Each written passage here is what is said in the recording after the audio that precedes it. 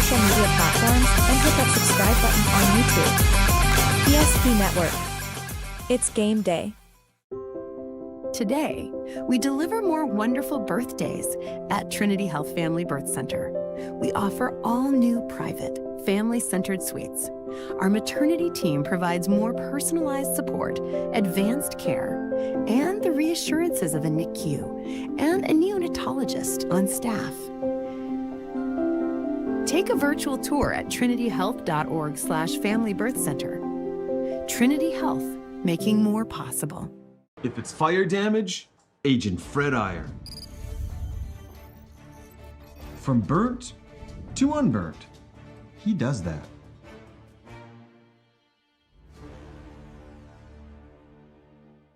Our history sets us on our path. From the moment we're born, we begin our walk through life. We learn so we can discover. We find our passion and develop our skills. We build relationships. We start thinking about what we're going to leave behind to those we love. Let our legacy help shape yours. First International Bank and Trust. No matter your place in life, we can help you live first. Great news! If you're looking for a new vehicle, Ryan Family Dealerships has the best selection we've had in years. You'll find fantastic offers from Nissan, Honda, Chevrolet, Buick, GMC, Cadillac, Chrysler, Dodge, Jeep, and Ram. Hold on! Ryan sells Chrysler, Dodge, Jeep, and Ram? Yes, we do, and we'd love to sell one to you. Visit one of our 5 convenient locations in Minot and Williston. Get your next vehicle from a name you know and trust. Ryan Family Dealerships. That sinking feeling you get when this happens? That's oil change-anxiety. The anxiety of being without a car with a billion things to do. The fear of being overcharged. The stress of not knowing where to go or who to trust. But you never get those feelings at Valvoline Instant Oil Change, where you can watch us work right from your car, and we finish up in about 15 minutes. We changed your oil and did our 18-point safety check. Valvoline Instant Oil Change. Service you can see, experts you can trust.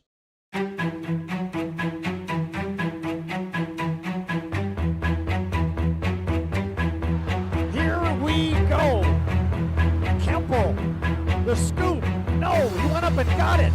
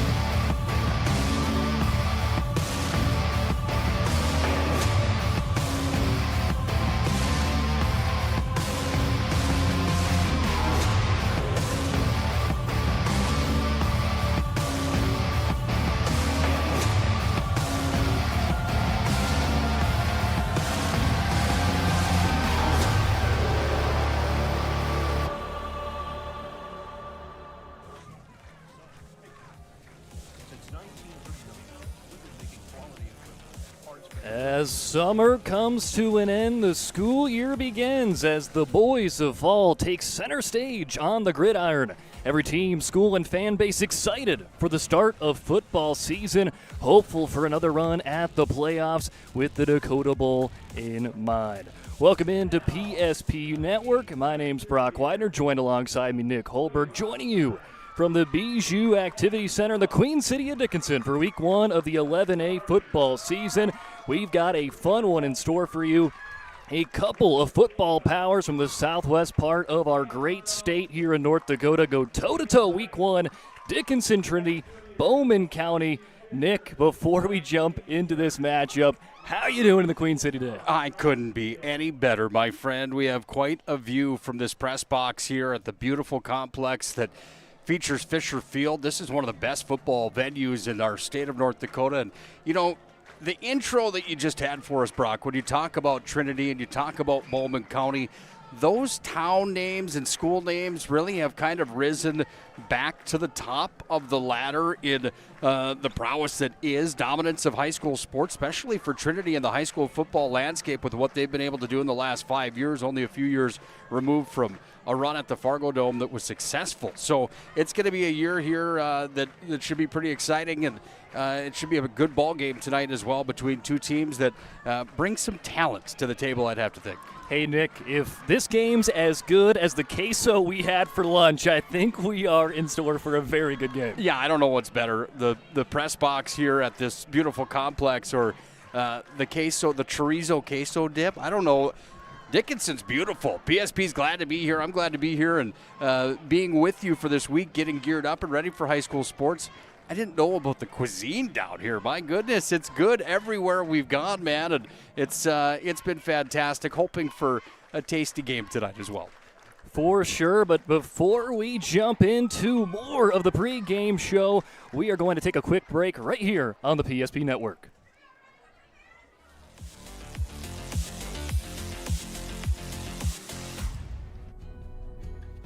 Rooted in the heart of our vibrant communities stands Brevera Bank, offering complete financial services for banking, wealth management, and insurance.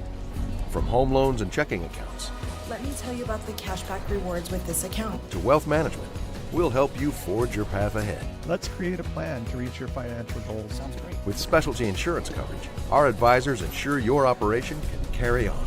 Looks like it's going to be a great harvest.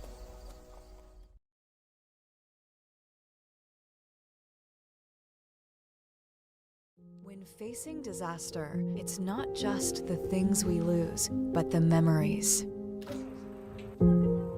But there's hope. ServPro, with decades of experience in Minot and Bismarck, is always ready.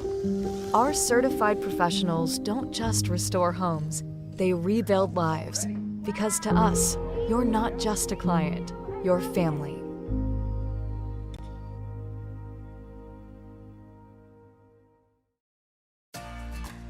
For decades, Nodak Insurance Company has been serving our state's residents in good times and challenging times. We come together for the greater good, from simple acts of kindness to company-wide efforts that make a difference in our community. It's who we are, rooted in North Dakota and ready to serve when it matters most. Nodak Insurance Company, agents with answers. Darren Johnson, Cody Olson, and Scott Wilkins, your agents with answers in Mandan. We want it all. We want our dog to fetch it. Drop it. And drop it. Drop it. We want to fix it ourselves. And actually fix it. We want to order the market price lobster. And know the market price of the lobster. How much is... Whatever the market says. Sadly, we can't have it all. Except at Sport Clips, where we check in with the pros in men's hair and totally check out with pure, uninterrupted relaxation. Sport Clips. It's a game changer.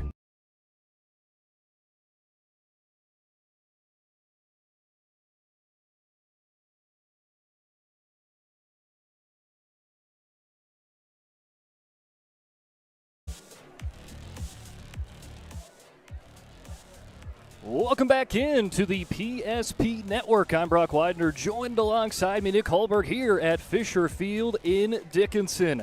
Well, we'll welcome you into the Valvoline Instant Oil Change pregame show. Timely services that won't slow you down. No appointment needed. Stay in your car, drive through oil change.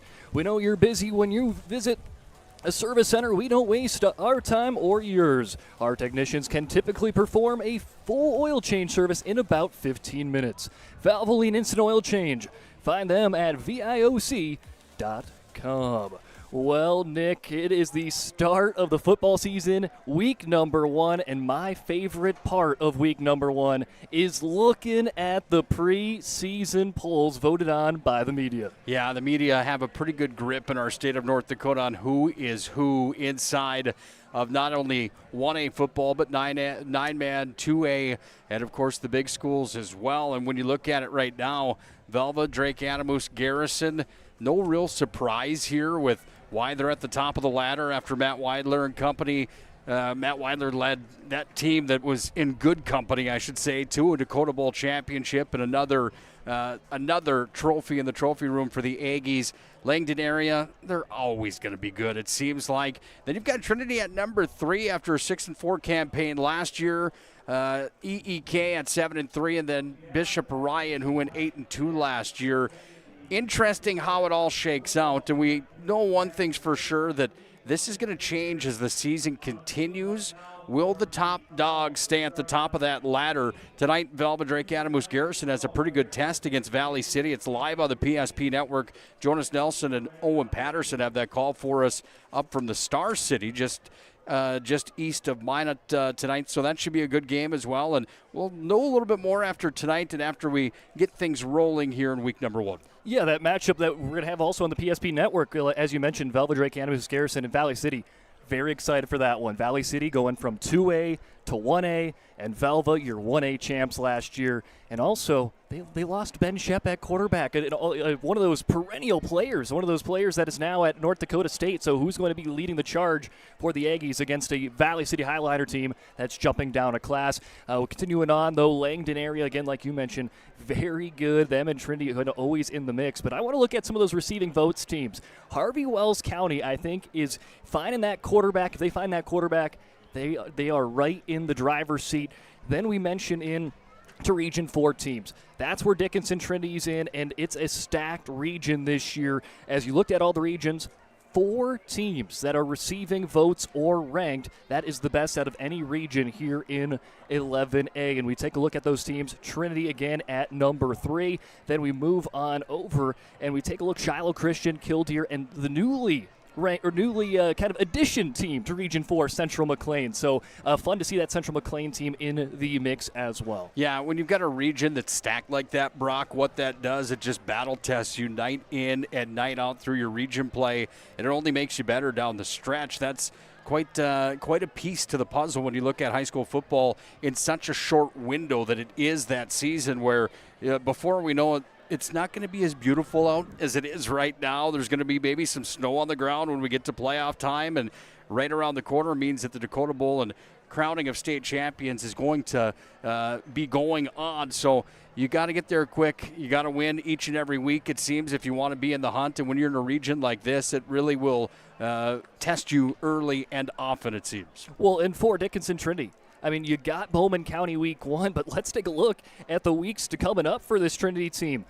The next 3 weeks, all teams that are receiving votes. You got Central McLean or Shiloh Christian next week on the road. Then you come back, play Central McLean, and then Killdeer on the road. So you got a big test coming up. And this is kind of your little appetizer, but hey, you got to keep this. You got to be honest, play honest football against Bowman County. But then you got to be on your A game the next 3 weeks. You can't overlook anybody. And on any given night, there's special players make special things happen, and special performances can go down on any given night. And you catch somebody on a good night or a bad night or maybe a mediocre night, and it's your night. All of a sudden, the next thing you know, that tide can turn and the tables could swing just a bit. So, again, I think that's the biggest thing for me early on in the season, especially when you get going. And, it's summer break's a real thing, and getting back into game mode, getting back into that mindset that it's here, it's time, it's now, it's the time to win and go after every snap and every play.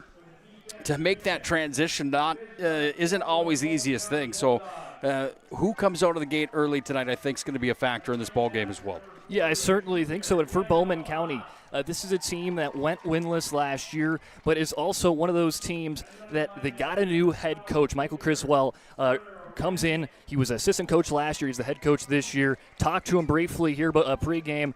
New offense, same defense. But here's the thing he really mentioned and drove through. It's the mentality. Positive mentality. They were working hard all summer, so expect Bowman County to bounce back. This has been a Bowman team that has made it the playoffs year in and year out. Last year was a little hiccup. They look to be right in the mix this year. Yeah, and when we started the show tonight, we talked about that a little bit. When you think about Class B, quote-unquote, sports inside of our great state of North Dakota, you think to the recent winners and the teams that have not only been at the Dakota Bowl or in the playoff hunt for football, but you automatically kind of think about state basketball as well. And Bowman County is a team that has produced some teams and some athletes over the recent years that have had some success, that have had a pedigree. And when you have that, it only funnels down throughout the community, which makes the program seem to rise and elevate that much more. And hey, this is a school in Bowman County. They are a cross-country track and field powerhouse in Class B. It's tough to beat them every year. Yeah, after the queso we ate today, I'm probably not going to keep up with them running. And let's face it, even without the queso, I'm not going to be able to do that either. But that all ties in to that point that athletes are athletes, and inside of these communities, when you've got athletes, things can certainly sway your way. And then you can kind of get that positive one-upmanship.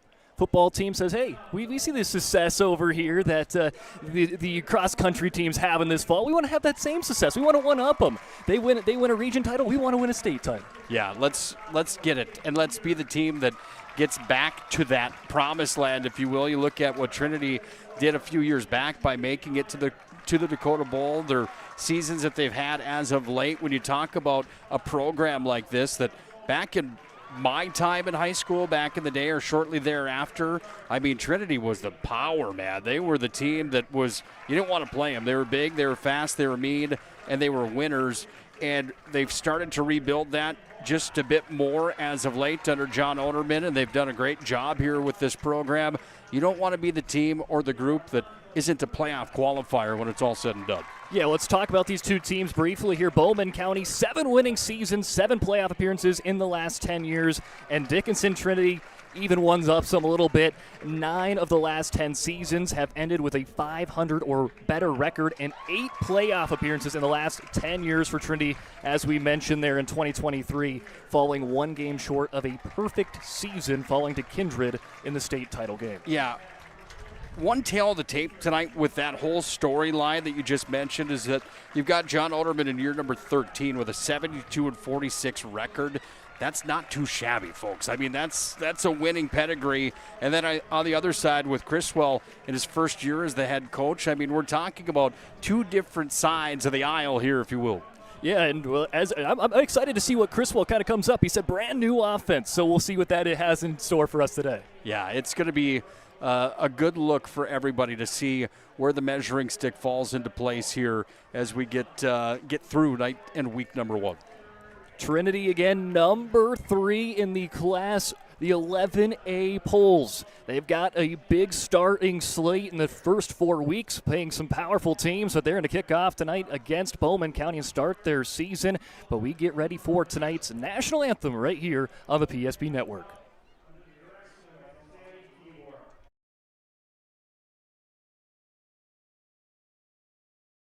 Father, and of the Son, and of the Holy Spirit. Amen. Good and gracious God, we give you thanks for the gift of this great game of football. Inspire in all of us the spirit of charity and good sportsmanship. Grant these athletes determination and composure. May they show humility in victory and grit when faced with defeat. Keep them free from injury and harm, and grant that by glorifying you in all things, we all may be brought to our heavenly homeland. Through Jesus Christ our Lord. Amen. Saint Sebastian, Our Lady of Victory, in the name of the Father, and of the Son, and of the Holy Spirit. Amen. Oh, say, can you see by the dawn's early light what so proudly we have read the twilight's last gleaming, with our stripes and bright stars through the perilous fight.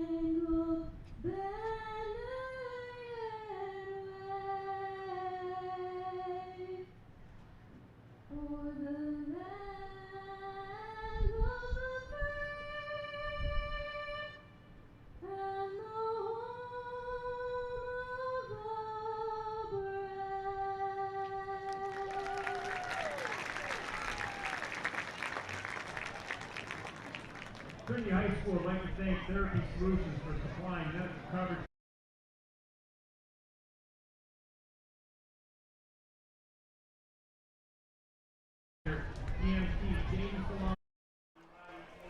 Welcome back into PSP Network. That was tonight's national anthem here live from the Bijou Activities Center. We're going to take a quick break. Kickoff between Dickinson, Trinity, and Bowman County coming up here shortly. Wondering whether you need wealth management? Wealth management is a multifaceted offering that should provide opportunities for growth and security. At BNC National Bank, we pride ourselves on putting your priorities first and providing practical, objective financial advice. Our team can help you assess your goals and take stock of your assets to determine whether wealth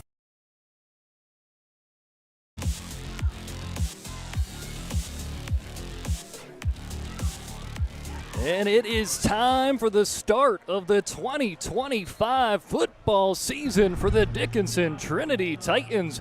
They open off their season at home tonight against the Bowman County Bulldogs. A couple of Southwest powers. Both teams had a little bit of a misstep last year, according to what they're used to, but they want to be both back in to the top end of the Region 4 teams, and we are going to be off and running. I'm Brock Weidner, joined alongside me, Nick Hulberg, here on the PSP Network, as Bowman County kicking off right to left. Dickinson Trinity bound to receive. Has a little pooch kick right there at the 35. It's going to be scooped up by Emerson Simiano, and he'll be ushered out of bounds around the Dickinson Trinity 41. Yeah, wind will be a bit of a factor in the early portion of this ball game tonight. Beautiful day here in Dickinson in the southwest corner of the state, but you saw during the national anthem that wind is howling a bit. Kicking the football right into that always isn't the easiest. Nice play on both sides there, and Trinity will come out with a first down and 10 with good field position to start here on their opening night and opening drive of the 2025 season. We'll take a look at that starting lineup after here, the first play of the 2025 season for Trinity. Brody Kuntz in the shotgun. He's leading the charge here for the Titans this year. He'll fake the handoff off to Meyer. Rolls to his right. He'll fire a pass. That one goes incomplete, intended for his wide receiver, number 11, Brady Holman. Let's meet that starting lineup, and let's start off with the big guys up front as Jace Peters at the left tackle spot. Left guard, a senior, Thomas Meyer. Sam Dobitz in the center. Right guard, Bryant Kern. And the right tackle, Ingris Nimyimbona will be rounding out the trenches for the Titans. Again, Brody Kuntz at quarterback, running back Hugh Meyer, Jordan Ham, the fullback, wide receivers Emerson Simiano, Brady Holman, and Alonzo Kuderna. 2nd and 10 for the Titans here on their opening drive. They'll bring in for a motion, hand it off, the middle, and now rolling in with a big-time run is Meyer. He's stumbling at the 25, and there's the big breakout play for the Dickinson Trinity Titans as they've been a big run to start off this ball game. Yeah, excellent run that results in almost a near visit to the ServPro red zone there, and that's the way you want to start your ball game, Brock, without question. Big time start for the Titans. 1st and 10, ball on the 23. So Meyer right beside on the left hip of Kuntz. They will bring in now Kuderna into motion, and they hand it up to Meyer. Ball goes loose, and the Bulldogs jump on top of it. With the fumble recovery, it's Dylan Hedge. Everything was going the Titans' way after a home run hit run, but it's Bowman County's defense that comes up with the stop. A big-time force fumble, and Hedge the one to come away with it. Hedge with the fumble recovery for the Bulldogs as they get ready for their first offensive possession of the Michael Criswell era in Bowman. First-year head coach as Mason Lamborn. He'll take it now, a little shuffle pass, trying to get something going there as he shuffled it on to Dylan Hedge, trying to reward him for the big play on defense with a quick touch on offense, but he will go nowhere on the first play. They'll even mark him back a little bit as well. Looks like a loss of 3 on the play. Bring it back to a 2nd and 13 coming up. Lamborn's got 3 receivers out to the left, 1 to the right. The lone receiver to the right is Dylan Hedge. Lamborn going to roll to his right. It's going to be a quarterback keeper. He's swallowed up by Dickinson. Trinity. Whole bunch of Titans in on the tackle. Great team effort there for the Titans, and this is one thing that Coach Oderman talked about in this year's Pigskin edition. He said, hey, it's our success, it all is kind of built on the lines, in the trenches, offense and defensive lines, and there's a nice stop there as we'll meet that defensive unit for them here a little bit as we go on, but Lamborn back in shotgun with 3rd and 14 for the Bulldogs, seeing if they can extend this drive. He'll bring Hedge in the motion as he rolls to his left. Pump fakes, fires a quick pass to Hedge. He does come down with a catch at the 22, but going to be about 7 yards short. And now here comes the big first decision of the head coach, Michael Criswell, in his first year as the head coach of the Bulldogs. Yeah, and you got to think you're punting into that wind as well, and it I don't know how far, if you've got the pass, punt, and kick top dog in the state, you're probably not going to sail it too high in this wind right now that's blowing right back in your face. As Hedge, the one that came away with the fumble recovery, he'll boot it away, and that's not going to quite make it to the Blue Hawk at midfield. He'll be at the 44-yard line, so there's some nice field position coming up for the Titans. Yeah, Hedge is probably saying, how do you like that, Nick? That was a great punt to this win. Got him almost up to midfield there. But Trinity comes back out on the offensive side of the football. Had to do a little bit of looking there, Nick, as running back that came up with that big play earlier for Dickinson Trinity has a switched number, I do believe, but I do believe it is Hugh Meyer, who I initially thought, but repping the number 46, which is kind of fitting for that big power back. Power back. Meyer right there as they're going to bring in Cooter. Now kind of the lightning to the thunder lightning duo, and here he's going to try to flash a little spark in the pan, but Bowman County right now rock solid on the defensive front, and let's meet the defense on the Bulldogs. Nose tackle, a senior Grady Burke. Fellow senior on the line is Chandler Lamborn. They got a sophomore joining them on the defensive front on the 3-4, and Paxton Yonner. 4 linebackers for the Bulldogs include Daniel Hoff, Will Burke, Peyton Pauley, and Cutter Ordenik. A couple of cornerbacks in Cale Schwartz and Kyle Brose, and then a couple of upperclassmen in the safety positions in Dylan Hedge and Trey Brewer. 2nd and 10. Kuntz hands it off to Meyer. He'll try to weave his way inside, and we've got, the first time today, some dirty laundry on the field, Nick. Yeah, flags on the play. This one may be coming back here, Brock. Both officials had it. Here's the call from the white hat. Looks like holding on the offense, much to the pleasure of the road team Bulldogs. Emerson Simiano going to be the relayer as he'll come into the game, as he'll check in, as well as number 21, Jake Glaser. Nick, here's a little information here for you. Jake Glaser, I coached him in flag football with his twin brother. Wow. I know they're with triplets, but him and his brother were coached by me. So, hey, a little tip in the cap. What was the record like that year? That's the real question. Oh, with the Glaser boys? It was tough to beat us, that's for sure. I would have to guess. And here's the first look with him in the backfield. He's fast, so keep an eye on Glaser as he's right in the left hip there of Kuntz. He'll drop back to pass. Kuntz going to fire a pass, and it's picked off. He tried to go to Simiano. It's picked off by Hedge. Hedge had the fumble recovery, and now he gets a pick 6 for the Bulldogs. Bowman County on front, and Dylan Hedge, I think, is making his money's worth right now. A fumble recovery in his first defensive stand for the Bulldogs, and then comes away and takes one to the house through the air. Yeah, just an excellent read right there, and dances all the way into the end zone for the first 6 points of the season. And anytime you can get a defensive stop on the opening drive, you end up punting the football away, but then you get a pick 6 like that. Bowman County has to be feeling pretty tickled pink right now with the defensive effort here in the opening game of the year. Hey, if I'm Michael Criswell, my first year as a head coach, and this is how we've started so far, I'm ear-to-ear grin, that is for sure. Lamborn, direct snap to the quarterback. It's a quarterback keeper, almost gets there, but he is nailed right at the 1-yard line, and that will keep it a 6-0 ball game after the pick six for Dylan Hedge and the Bowman County Bulldogs. They're up early, 6-0 here at the Bijou Activity Center. Let's take a quick break as the Titans get the ball back when we return. For decades, Nodak Insurance Company has been serving our state's residents in good times and challenging times. We come together for the greater good, from simple acts of kindness to company-wide efforts that make a difference in our community. It's who we are, rooted in North Dakota and ready to serve when it matters most. Nodak Insurance Company, agents with answers.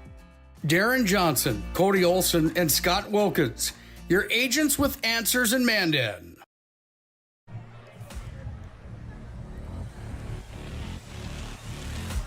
Coverage on the PSP Network proudly brought to you by our friends at Charbonneau Car Center.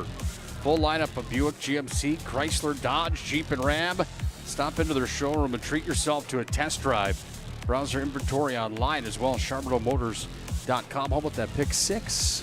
Hey, that was definitely the way to get this game started, especially if you're a Bowman County Bulldog fan, as little squib kick almost gets away from the Titans there, but jumping on top of it is Jaden Boskins, and Boskins going to start the drive there for the Titans around their own 36-yard line. Yeah, the freshman certainly being Johnny on the spot in that situation. I love that about single-A football, nine-man football, even some of the double-A stuff as well. You get to watch these kids progress year after year after year, and when you've got young talent on the field like that get put into a situation early in a ball game, it certainly can help elevate that confidence level as the season carries on. Nick, it'll be interesting to see how this Titan offense changes after giving up a back-to-back turnovers to start this game. They're going to try to go to the ground to Meyer as he's immediately wrapped up on the front there. And that is this Bowman County team that has been everywhere. It's Paxton Yonner, the sophomore, with a big stop on first down. Yeah, you've got Yonner, you've got Hoff. Those guys in the backfield are really tough to contend with right now, Brock. And when your defense is playing the way that Bowman County's is right now, on the flip side of that, if you're John Olderman and Trinity, I think it's time just to settle in just a bit more here, take a breath, and see if you can get a few, maybe 5 at a time here on the second down and longer than 10. They'll hand it off to Meyer. He'll try to lower the shoulder, and it looks like he'll maybe just get back to the line of scrimmage and keep it 3rd and 12. And this Bowman County team right now is saying, hey, I know we were picked 9th in the coaches poll, picked 9th in the pigskin poll, but this team is here to play here week 1. Yeah, Daniel Hoff, by the way, the junior, 5'7", $170. He's all of that. I mean, this is a kid that is a bullet right there coming from that linebacker position. That was another hard hit, Brock. Certainly was. 6:48 remaining in the first quarter. Bowman County continues to lead 6-0. Glaser back in at the running back spot as trumping back to pass is Kuntz. He's looking in the direction of Simiano. He's got him near the first down marker, but looks like he'll be marked a yard or two short, and that brings up the first big decision for John Oderman and the Titans. Do they decide to go for it, or do they play just kind of conservative and punt it away? But it looks like they're looking to risk the biscuit now as they'll play hurry up on 4th and 1. Nice play there by Kel Schwartz, by the way. Good coverage, stopping that first down right at the last line of the defense. This is a huge play in the ball game early on here. Kuntz works to his left. He'll shuffle it on the Glaser, but before he can, there is some laundry, and it looks like a false start on the offense as they were trying to play aggressive, trying to get quickly to the line, and it looks like someone might have jumped the gun there. Early season mishaps, that's going to happen from time to time. Some jitters always in the first game of the year, getting things rolling. And I say that, and of course, there's flags on the play in the state title game as well. 3 months from now, that will happen. Those are the ones that, as a head coach, they'll make you pull your hair out just a bit. Just a little bit there, Nick, as it looks like Trinity was going to go for it, but with that penalty, they are going to bring out Jordan Ham to punt it on away, as he'll punt it left to right. Got a couple of returners, almost getting his hand on it. Was Yonner to block a beautiful punt. Flips the field, gets picked up at the 11. as Bowman County trying to see if they can run one back, and they do, out to the 30-yard line from Trey Brewer, a junior wide receiver, as Brewer with a nice 20-yard return. Trinity with a nice play there, that wind helping, putting the ball deep on the right side of the gridiron.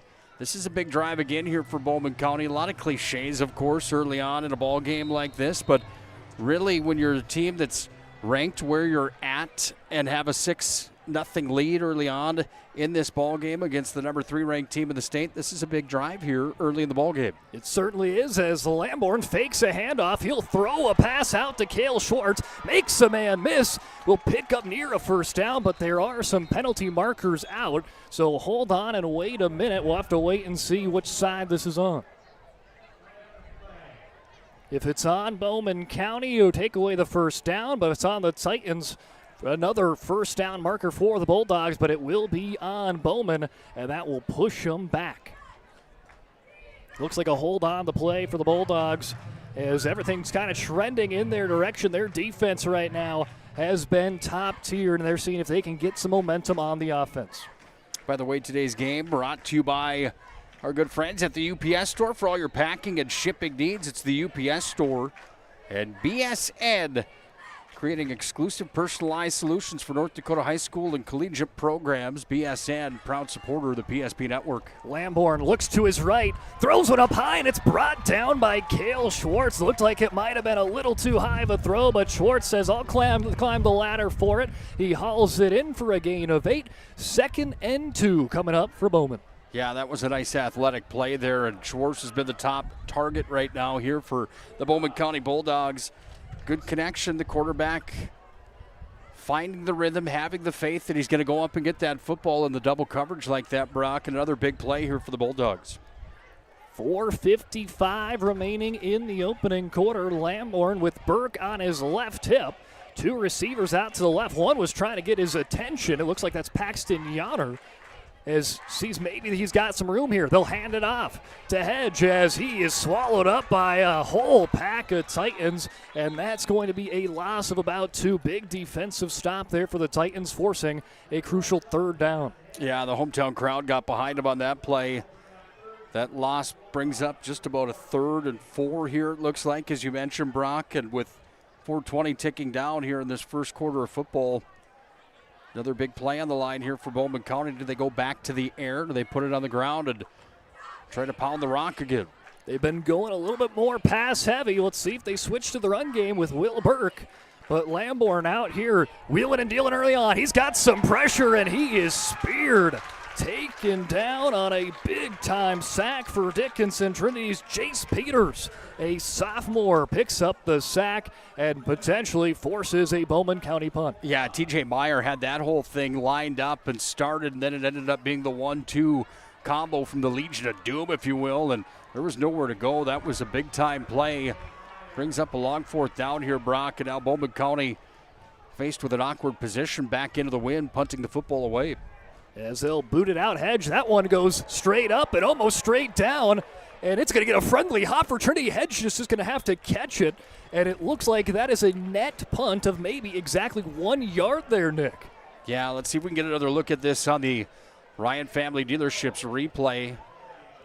You see that ball just get up in the air. It went end over end. It spiraled on back and then ended up taking the wrong hop for Bowman County, and now Trinity's been handed another gift here.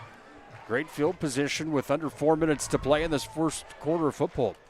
Actually, where they marked, that's pretty much a net punt of 0, as you don't see that very often. But it's week 1.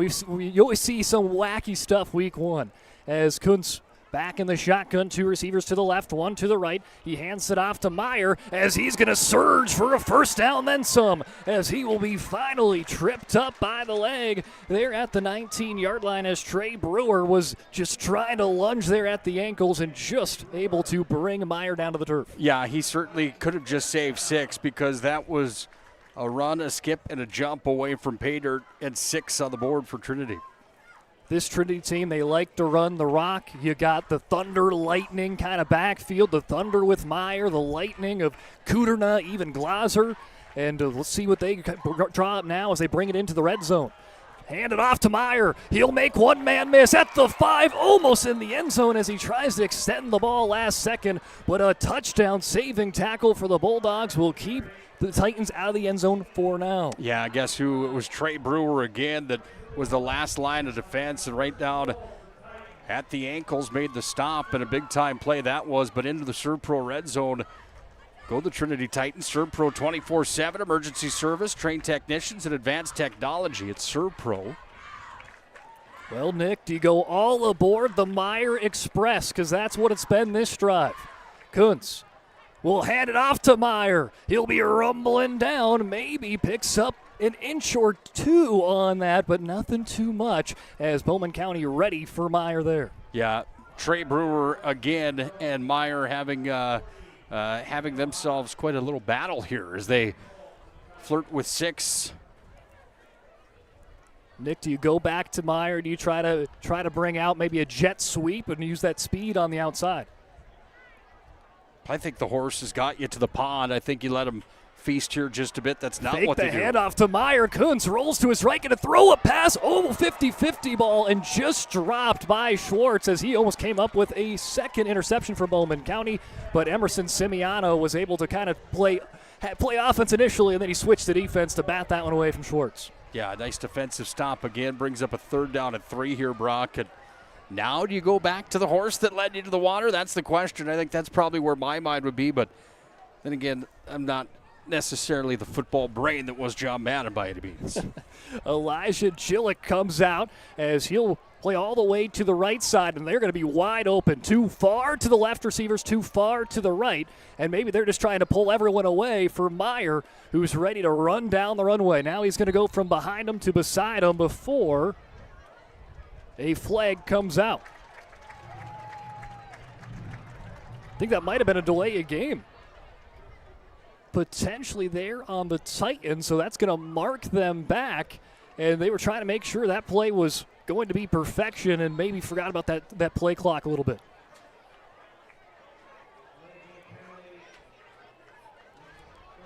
So yes, indeed, a delay of game penalty. Now we'll make a 3rd and 2, a 3rd and 7 from the 7 as the Titans trying to tie this ball game up with 1:09 remaining in the opening quarter as Bowman County leads at 6-0.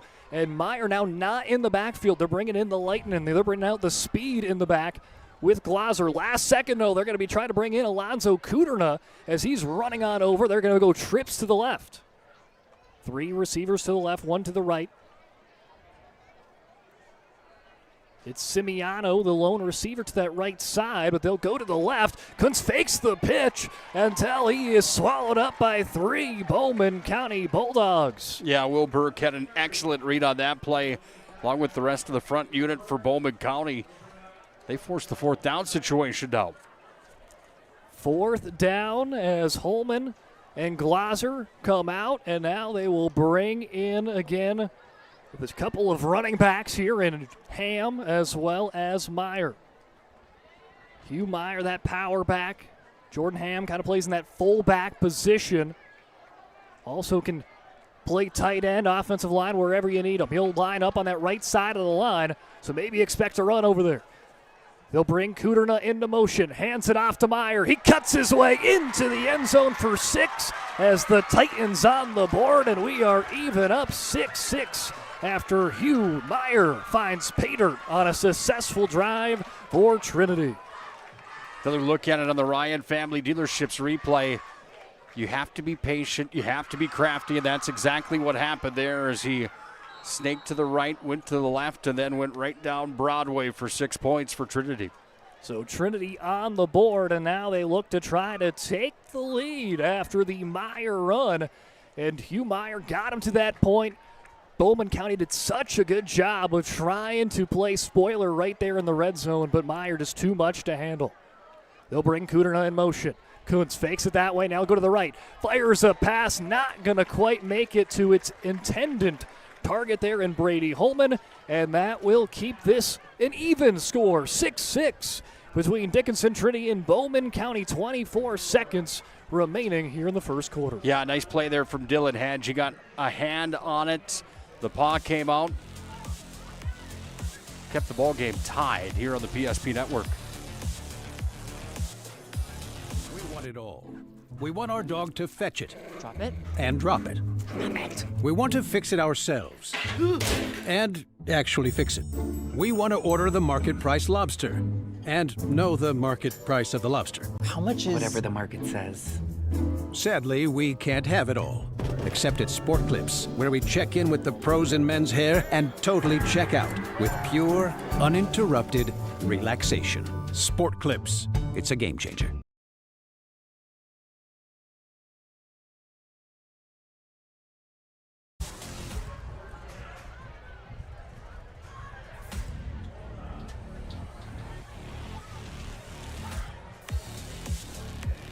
Welcome back in here to the Bijou Activity Center, Fisher Field. I'm Brock Weidner, joined alongside me Nick Hulberg, and the Dickinson Trinity Titans on the board. They've evened it up 6-6 here in the first quarter of play, 24 seconds remaining. But hey, this has been quite the battle. It's been Dickinson Trinity's offense versus the Bowman County defense. That's been the spotlight. Early defensive touchdown for Bowman County on a pick six. They also had a forced fumble and fumble recovery in this game, but the run game got going for the Titans this last drive, and Hugh Meyer brings it in to a tie game, 6-6. Yeah, it was when would the levee break on that drive? It seemed like just a bit, Brock. And defensive play after defensive play, there were some big ones for Bowman County, but it was Meyer that ended up finding just an extra gear to get him onto the scoreboard. Nick, are you familiar with like Friday Night Lights, the TV show? Yes, I am, my friend. Hugh Meyer, his running style very much reminds me of Tim Riggins. And that's kind of what I was thinking about that whole drive. But here's a nice little run back for Bowman County as they'll start the drive at the 28.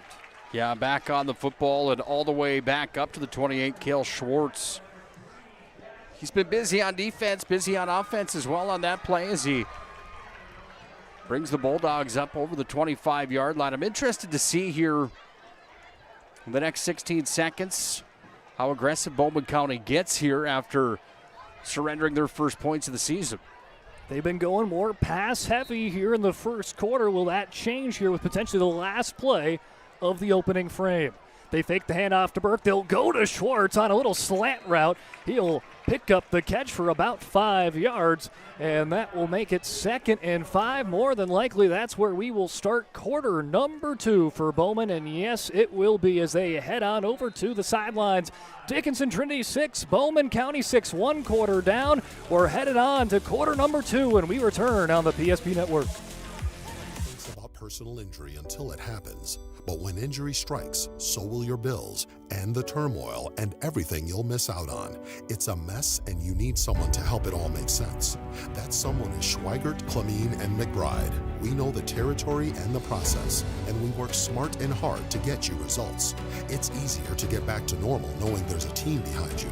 We're the ones the other side doesn't want you to call. We're on your side. We're Schweigert, Clamine, and McBride.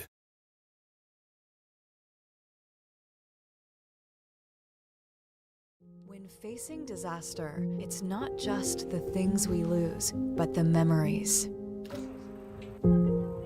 But there's hope. ServPro, with decades of experience in Minot and Bismarck, is always ready.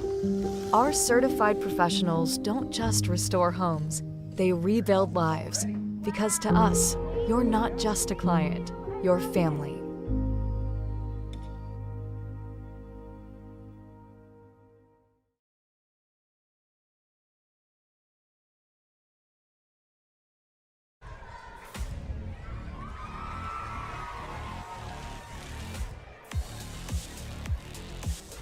Welcome back to the PSP Network here at Fisher Field. I'm Brock Weidner, joined alongside me Nick Hulberg as quarter number 1 of Week 1 football between Dickinson, Trinity, and Bowman County comes to a close. 6-6.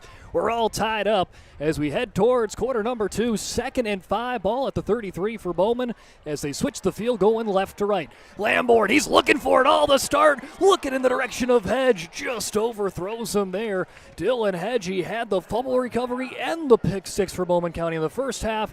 He almost came up with a big time reception there in quarter number 2. Yeah, the wind at the back now here for Bowman County. That changes the game quite a bit with, I mean, it's howling right now here, Brock. Got to be at least 15 miles an hour steady here. It seems like that American flag standing up straight over in the far corner of the end zone, and that changes the game and what you're able to do with the football. That was a nice route, just wasn't executed. Mason Lamborn, he's a junior last year in a sophomore season. Got a couple starts, but an injury bogged him down. It was him and Kansas Duffield that were kind of quarterbacked by committee the rest of the way. But he's back in as the starter this year. Faces pressure, finds his way out, then will pitch one off to Hedge. Great work there by Lamborn. A near disaster. What could have been a big-time loss will end in about a yard to 2-yard gain for Bowman. Yeah, Emerson Simiano with assignment sharp football there. Didn't buy into it one bit. Stayed where he needed to, and he made a play to bring up the 4th down with the football marked here at the 35-yard line. Well, now you got 4th and 3. Do you go with the punt? Well, you saw what happened in the last punt for Bowman County. Went only a yard, and this time looks like Criswell's seen what happened. He's going to say, no, we're going to keep the offense out and go for it. 4th and 3, going for it is Bowman County. A low snap, but he does get it off to Schwartz, and there's another first down reception for Cale Schwartz. Lamborn having to go down all the way down to the turf to pick up that ball, but quickly reads, reacts, and moves the chains for the Bulldogs.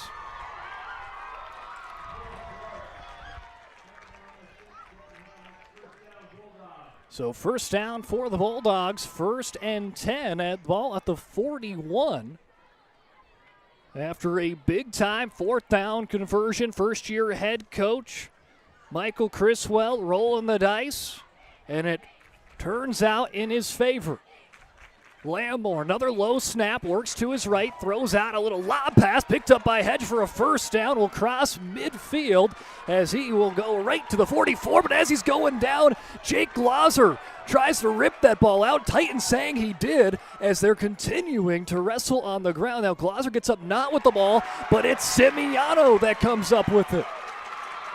And the Titans come up with a defensive stand and a turnover of their own. Yeah, let's look at it back here as this is a tricky play. That's one of those calls that's too close for comfort. Was he down? Was he not, Brock? Watch it back on the Ryan Family Dealerships replay right here. That is going to be really close, but hey, you got to tip your hat to Elijah Gillick, Emerson Simiano, and Jake Glauser. Those 3 Titans didn't give up on the play, and they were doing everything to strip the ball. Might have been down, might have not, but either way, Titans forced the fumble. Forced fumble for the Titans, ball on the 44 as they set up shop with 1st and 10 on their way. Brady Kuntz now will be standing over. He's just waiting for the ref to make it a live ball in this situation as they're going to agree on everything, and we got the ball set for the drive. So after a defensive stand and a forced fumble, Kuntz hands it off to Glauser. He'll shrug off a tackle as he gets back to the line of scrimmage, bringing up a 2nd and 10. Jake Glauser, player with the Guardian cap. Again, you see that in the NFL with a couple of kind of offensive linemen that have used it for concussion protection, and Jake Glauser repping it here on the high school scene here for Dickinson Trinity. Kuntz now has 3 receivers to the right. Lone receiver to the left side is Emerson Simiano. Ball on the ground. Kuntz going to be the first one to scoop it up. Now he's going to roll to his right. He's continuing to taking a look, and now he'll fire a pass near the first down marker. And great work there of just extending the play, and he will come down with a completed pass to Alonzo Kuderna. He was trying to kind of assess the situation as he rolled out to that right side, and Kuderna flashed there last second. They're actually going to say incomplete pass. They're going to say Kuderna was out of bounds. As Oderman wanting to come and talk to the officiating crew here, and looks like after a quick word, it will be 2nd and 10. And now there will be a penalty on the Titans, and that will push it now 2nd and 15. Didn't quite catch what the call was there, but the Titans will move backwards. 2nd and 15 with 9:43 remaining in the first half, and a tie ball game 6-6. Defense has been the name of the game thus far. A forced fumble for the Titans defense, and for Bowman County's defense, a forced fumble and a pick 6 so far. Again, trips far to the right. As hand off to Glauser, he'll shake and bake around a couple of Bulldogs as he makes his way up 4 yards on the carry for Jake Glauser. And that will make it up now to a 3rd and 11. 3rd and 11 after the gain of 4, trying to get to the initial line of scrimmage, which is at the 44-yard line, ball at the 43, and now we'll see how aggressive Trinity is now. As Kuntz again had that nice completion, but it was marked out of bounds and followed up by a quick penalty after, and now they're trying to get back near midfield.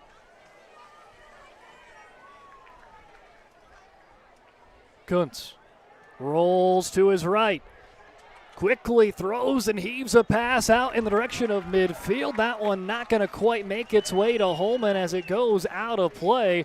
And a quick pass rush for the Bulldogs forced all sorts of trouble there for the offensive line for the Titans. 4th and 11 as the Titans look like they're going to punt this one back in the direction of the Bulldogs. 8:42 remaining as we get around the halfway point here in quarter number 2. Jordan Ham looking to boot one in the direction of a pair of Bulldogs patiently awaiting. Ham has had some nice looking punts here this far. This one going to go to the 45, have a friendly roll for Dickinson Trinity, and stop in the arms of Simiano at the 38. Yeah, that looked quite a bit like my third shot at number 3 with my 60-degree wedge the other day at the golf course, just a few miles from here with that North Dakota wind. It got up there and it just hogged it, dropped it down, fell off a table. Still a great punt with the circumstances of Mother Nature being involved. Quick update on the BNC Bank scoreboard up in Velva. Valley City and Velva tied at Goose Eggs to start that ball game tonight with the number 1 team in single A football taking on Valley City, who just moved down from 2A. Yeah, we talked about that in the pregame, how big that game's going to be. Lamborn going to heave one up as the penalty flag is thrown. In and out of the hands of Brewer. What a throw for Lamborn. He's really showing that he's got an arm here for Bowman County, and there's a reason why they're throwing it a lot here in the first half. Yeah, he's got a rocket on him. There's no doubt about that. This is an excellent play that almost ended up. Watch this play back on the Ryan Family Dealerships replay. The effort was there, just wasn't reeled in. See, the penalty flag was on. If it was on Trinity, hey, why not just let one fly if you're Bowman? Yeah, without a doubt, the conversation continuing with the officials. By the way, a big thank you to those gentlemen that give up their time on a Friday night to be the most hated people in the entire area, depending on what side you're on. Hey, most loved, too, on the opposite side sometimes. Yes, and that's the way to look at it. John Oderman wants to have a conversation with those gentlemen right now. And Oderman's had a couple of conversations with them here in quarter number 2, as they have been frequent customers. And it's going to be a false start on Bowman County. So that will mark things back. They'll just ask them if they wanted to make it 2nd and 10 or 1st and 15. It looks like Oderman and the Titans will say, let's give Bowman County, push them back 5 yards and make it 1st and 15. As they'll hand it off to Burke, and he's swallowed up by a pair of Titans. Jordan Ham bringing in the initial contact on that defensive front. Yeah, Jordan Ham, leader of that offensive line, the junior. It's a big kid right there as well in the middle. Nice stop. Yeah, last year in offensive line and defensive line, he was the anchor. This year has kind of transitioned to a fullback, kind of tight end, running back role. Lamborn looking for the ball here as it goes into his hand, fakes it to Burke, little pump fake, but it's Jordan Ham again as he wraps him up for a sack. I believe that's Trinity's 2nd sack of the ball game as Lamborn hits the turf at the 29. Yeah, that might be your defensive play of the game right now. It was read like a book and executed well, Brock. Another look at it on the Ryan Family Dealerships replay. Love to see the work on the defensive line. I I know a lot of people like interceptions and touchdowns, but the sack has to be up there for me personally on favorite football plays. Gotta show love to the defense as Lamborn looking to show his arm again, but he will get sacked again. The Titans all over, and it looks like it's Meyer that is the first one to the call. Hugh Meyer leads the charge for Trinity. Yeah, you talk about those big offensive plays, but the momentum that is carried through defensive play, and especially a sack, is something that is almost unmeasurable in a ball game, especially in a 6-6 contest with a quote-unquote underdog, if you will, maybe against the number 3 ranked team in the state. Titans said, hey, why not? Let's do it twice. It was so nice the first time, better the second, as now it pushes Bowman County to 4th and 23 and forcing a hedge punt, and this one a beauty. Flips the field to the 30. Glauser having some trouble picking up. He scoops it up at the 28, and he'll get down to the 31. As Hedge, we talked about it when he was kicking against the wind, had that kind of awkward punt. Well, he's kicking with the wind, and that was a beauty there for the Bowman County Bulldog punter. Yeah, Glosser had that ball in his fingertips, and it just hopped and skipped just a bit down him, picked it up, made a little bit of something out of nothing there, Brock. And the field position now for Trinity just inside their own 31-yard line here with about 6 minutes and 16 seconds left in this first half of football. Nick, I think that would be the last position I would want to play, be punt returner. You just got to sit there and kind of wait for that ball and just hope that you could haul it in cleanly. Well, and you talk about how quick Bowman County is. There's bullets coming your way without a doubt. Meyer has his face mask gripped as he takes it upfield to the 50. He'll stiff arm a defender, rolls to the 35, carries a couple Bulldogs with him, and drags them to the 31-yard line. And it's Hugh Meyer once again for Dickinson Trinity. Yeah, there's going to be 15 more on this play probably as well, Brock, because I believe you're right on the face mask call. That happened all the way back at just about the 28, maybe 38-yard line-ish. As Meyer comes off to get some Gatorade, and I don't blame him after he ended up getting his face mask ripped. Then he stiff-armed a defender and even dragged in 3 more Bulldogs for an extra about 4 yards. So what a powerful run from, again, that we've talked about, that Thunderback and the Thunder Lightning duo for Dickinson Trinity's offense. When you got that bull in the china shop type runner, good things happen. And that is what Meyer has done here for the Titan offense. As now has put them near the red zone, ball at the 26. 6:04 remaining in the first half. Tie ball game. Kuntz going to hand it off as Ham will bring it into the red zone, and he'll be dropped at the 18.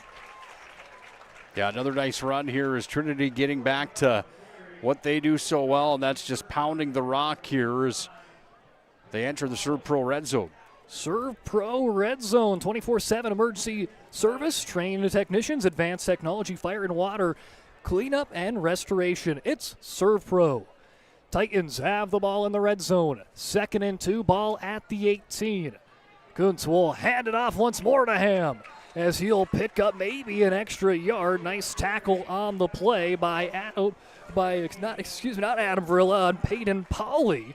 The sophomore makes a nice tackle there for Bowman County, making sure Ham does not move them chains. Yeah, 5'9", $185. That's a big kid. Making a big-time stop.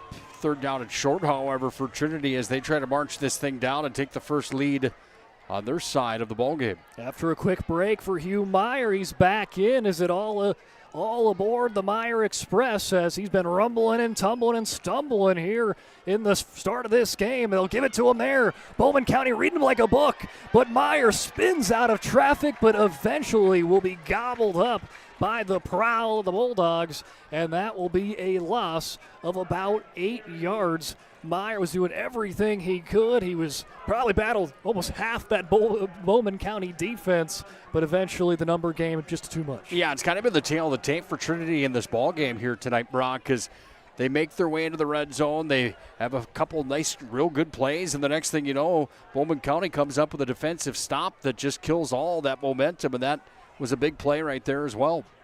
4th and 10. Titans going to roll the dice as they're in just outside the red zone. Kuntz lets one fly to the left, intended for Ham. It's going to be batted down last second. Nice defensive effort by Kyle Brose, and the junior making sure that ball not going to get to the intended target. Yeah, another nice read on that football.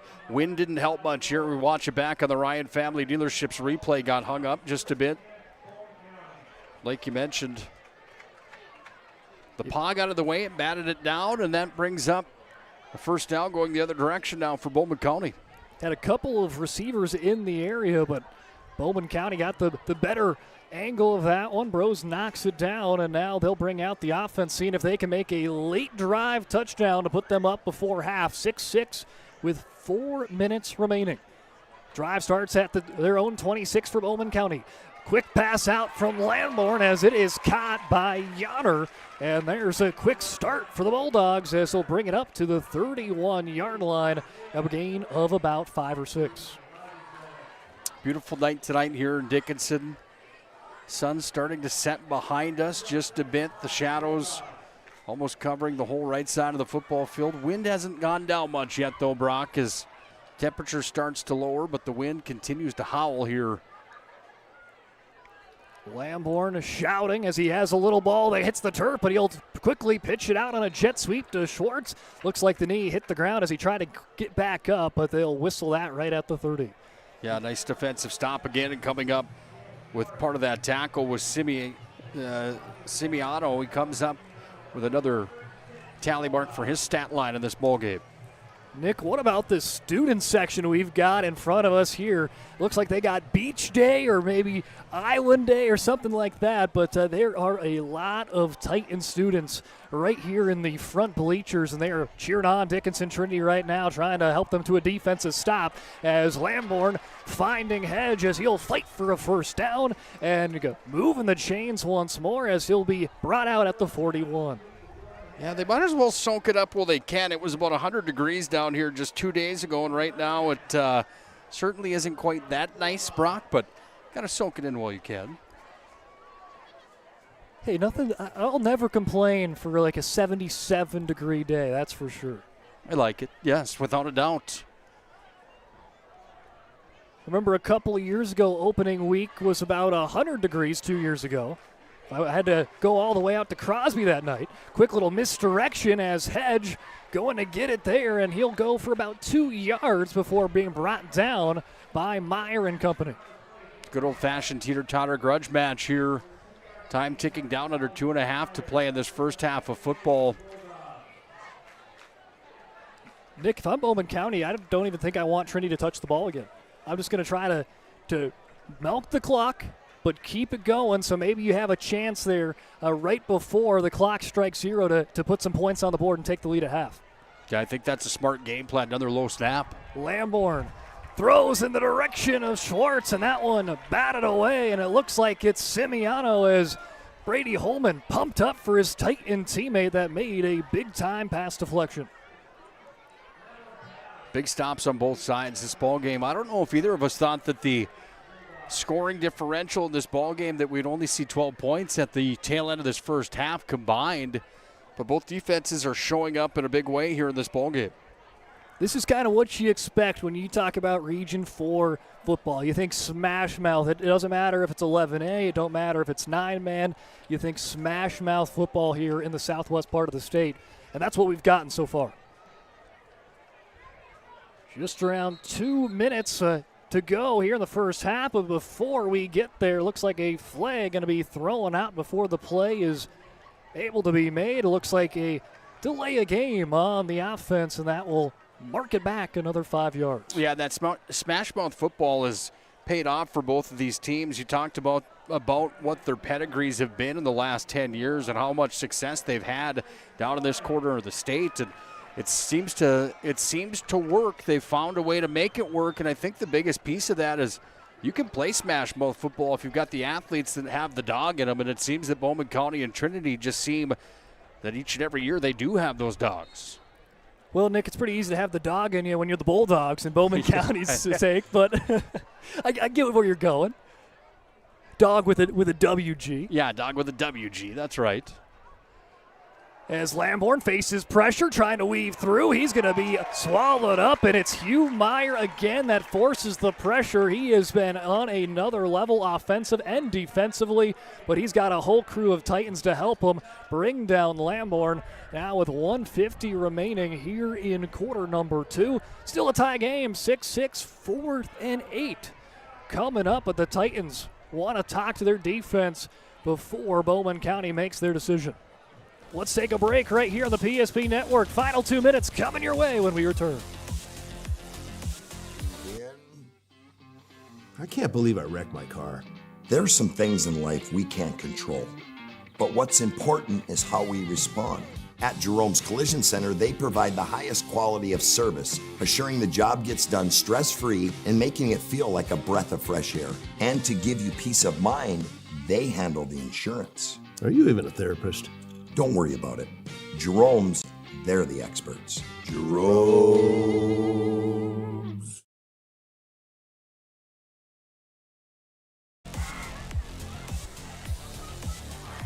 It's been a fun night so far, and we're not even at halftime just yet here at the Bijou Activity Center in the Queen City.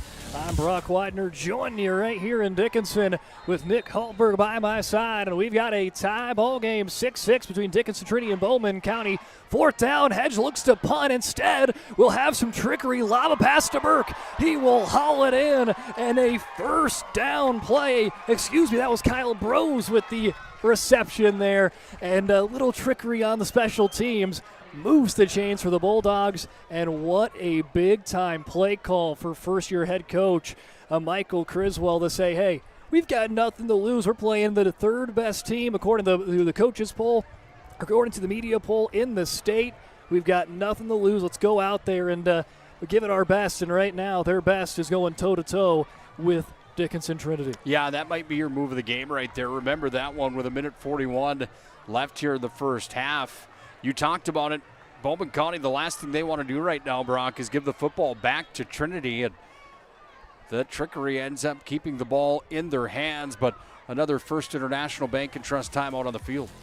Another timeout, so we'll take another timeout with them right here on PSP. 1:41 remaining, and Bowman County keeping the football after a gutsy 4th down call. Our history sets us on our path. From the moment we're born, we begin our walk through life. We learn so we can discover. We find our passion and develop our skills. We build relationships. We start thinking about what we're going to leave behind to those we love. Let our legacy help shape yours. First International Bank and Trust. No matter your place in life, we can help you live first.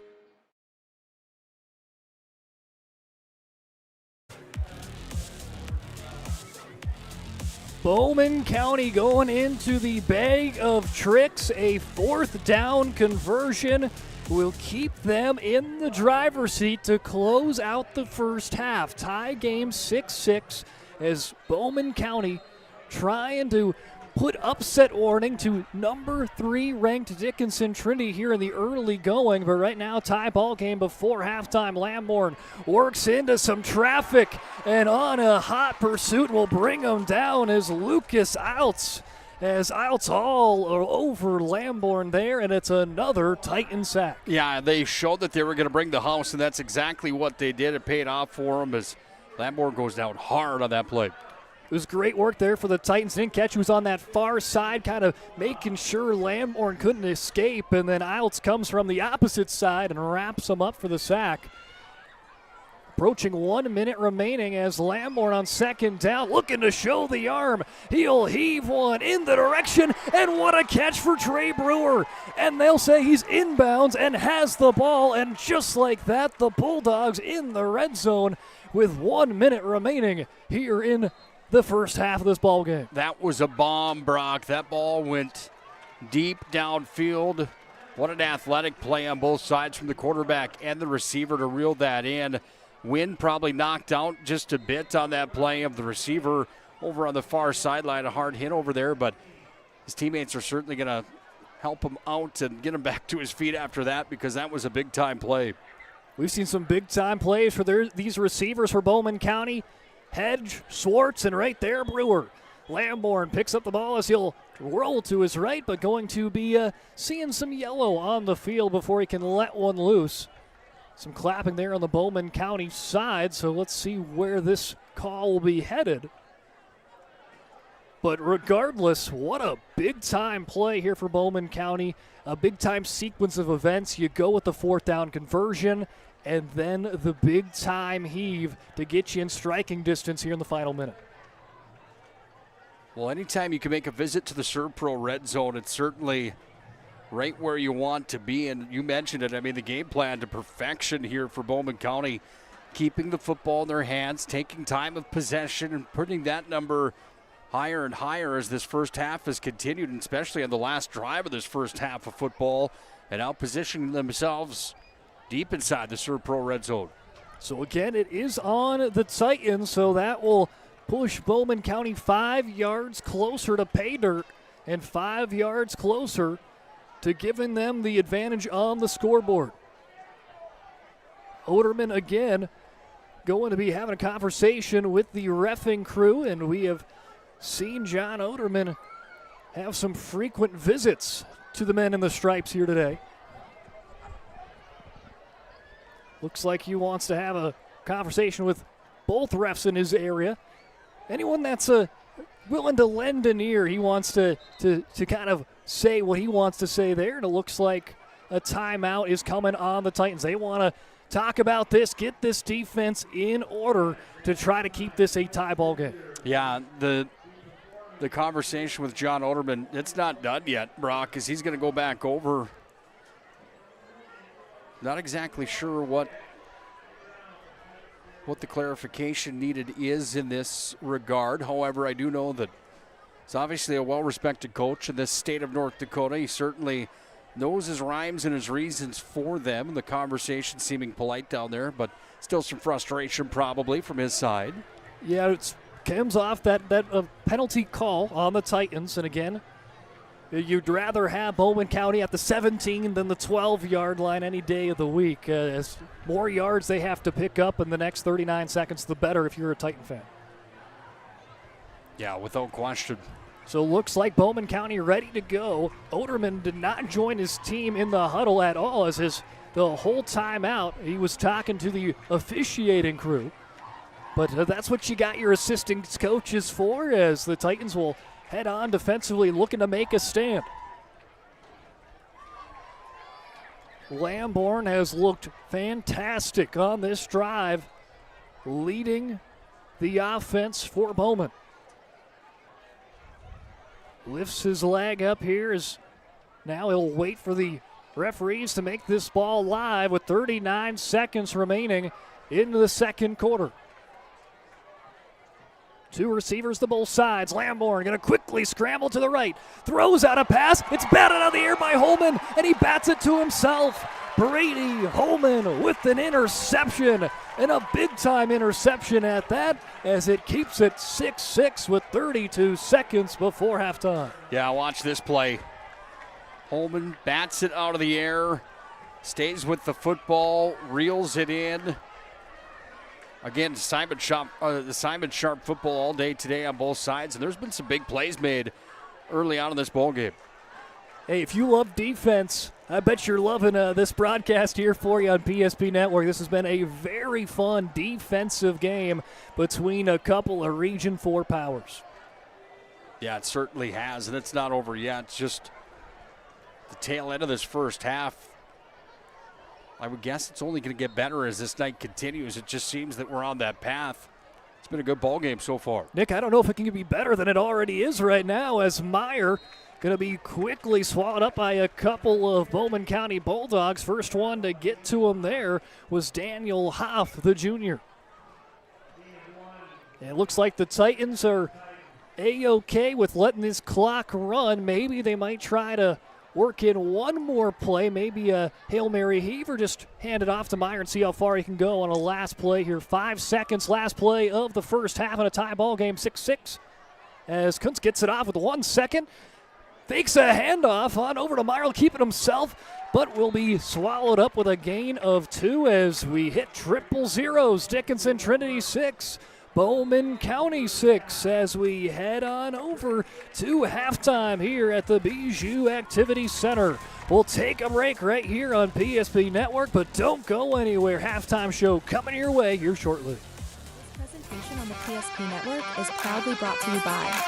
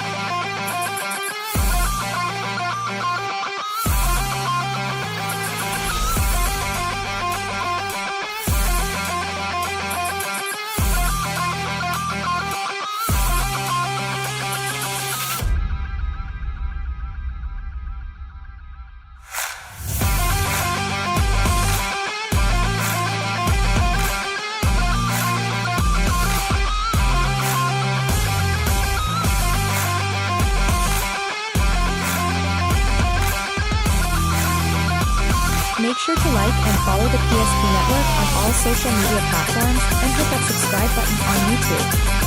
PSP Network. It's game day. An injury can happen anywhere, at any time, to anyone. It's not really something you can schedule on your calendar. But when it happens to you and it's not your fault, there's one law firm to remember. That firm is Schweigert, Clemene, and McBride. We live here and take pride in helping our community. We know this area inside and out. We put in the work and fight for what's right so justice can prevail for you. That is what we're all about. We're on your side. We're Schweigert, Clemene, and McBride. The foundation of the financial planning approach at Legacy Financial Partners is a personal relationship. Our unique and collaborative approach to financial planning starts with your dreams, not just the numbers. We will work with you regularly to take action to update your plan as your needs evolve, recommending products and services that are right for your situation.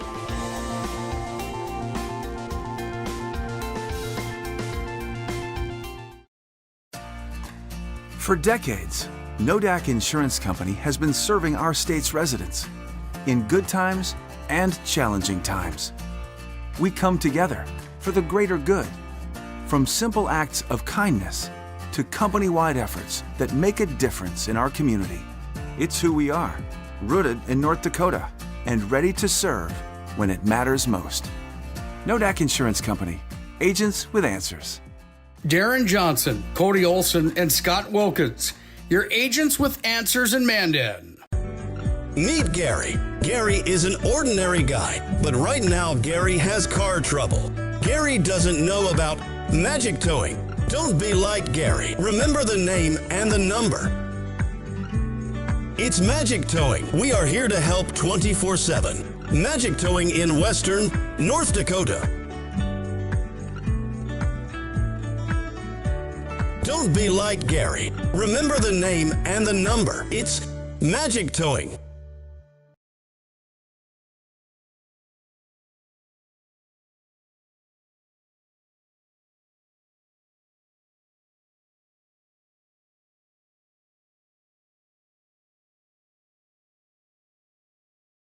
This presentation on the PSP Network is proudly brought to you by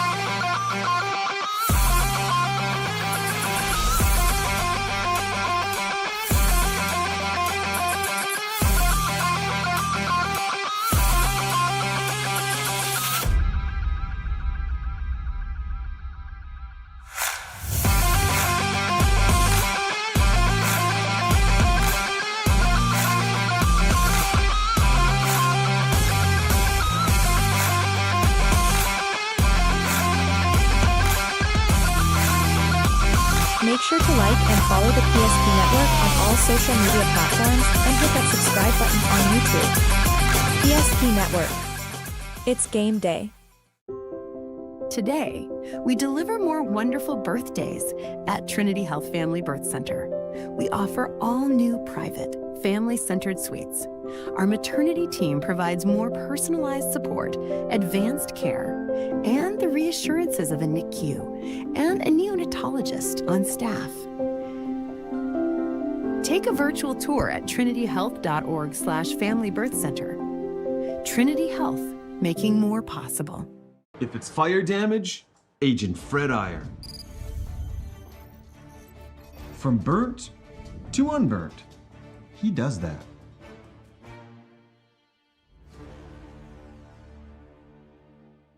Our history sets us on our path. From the moment we're born, we begin our walk through life. We learn so we can discover. We find our passion and develop our skills. We build relationships. We start thinking about what we're going to leave behind to those we love. Let our legacy help shape yours. First International Bank and Trust. No matter your place in life, we can help you live first. Great news! If you're looking for a new vehicle, Ryan Family Dealerships has the best selection we've had in years. You'll find fantastic offers from Nissan, Honda, Chevrolet, Buick, GMC, Cadillac, Chrysler, Dodge, Jeep, and Ram. Hold up! Ryan sells Chrysler, Dodge, Jeep, and Ram? Yes, we do, and we'd love to sell one to you. Visit one of our 5 convenient locations in Minot and Williston. Get your next vehicle from a name you know and trust. Ryan Family Dealerships. That sinking feeling you get when this happens? That's oil change-anxiety. The anxiety of being without a car with a billion things to do. The fear of being overcharged. The stress of not knowing where to go or who to trust. But you never get those feelings at Valvoline Instant Oil Change, where you can watch us work right from your car, and we finish up in about 15 minutes. We changed your oil and did our 18-point safety check. Valvoline Instant Oil Change. Service you can see, experts you can trust.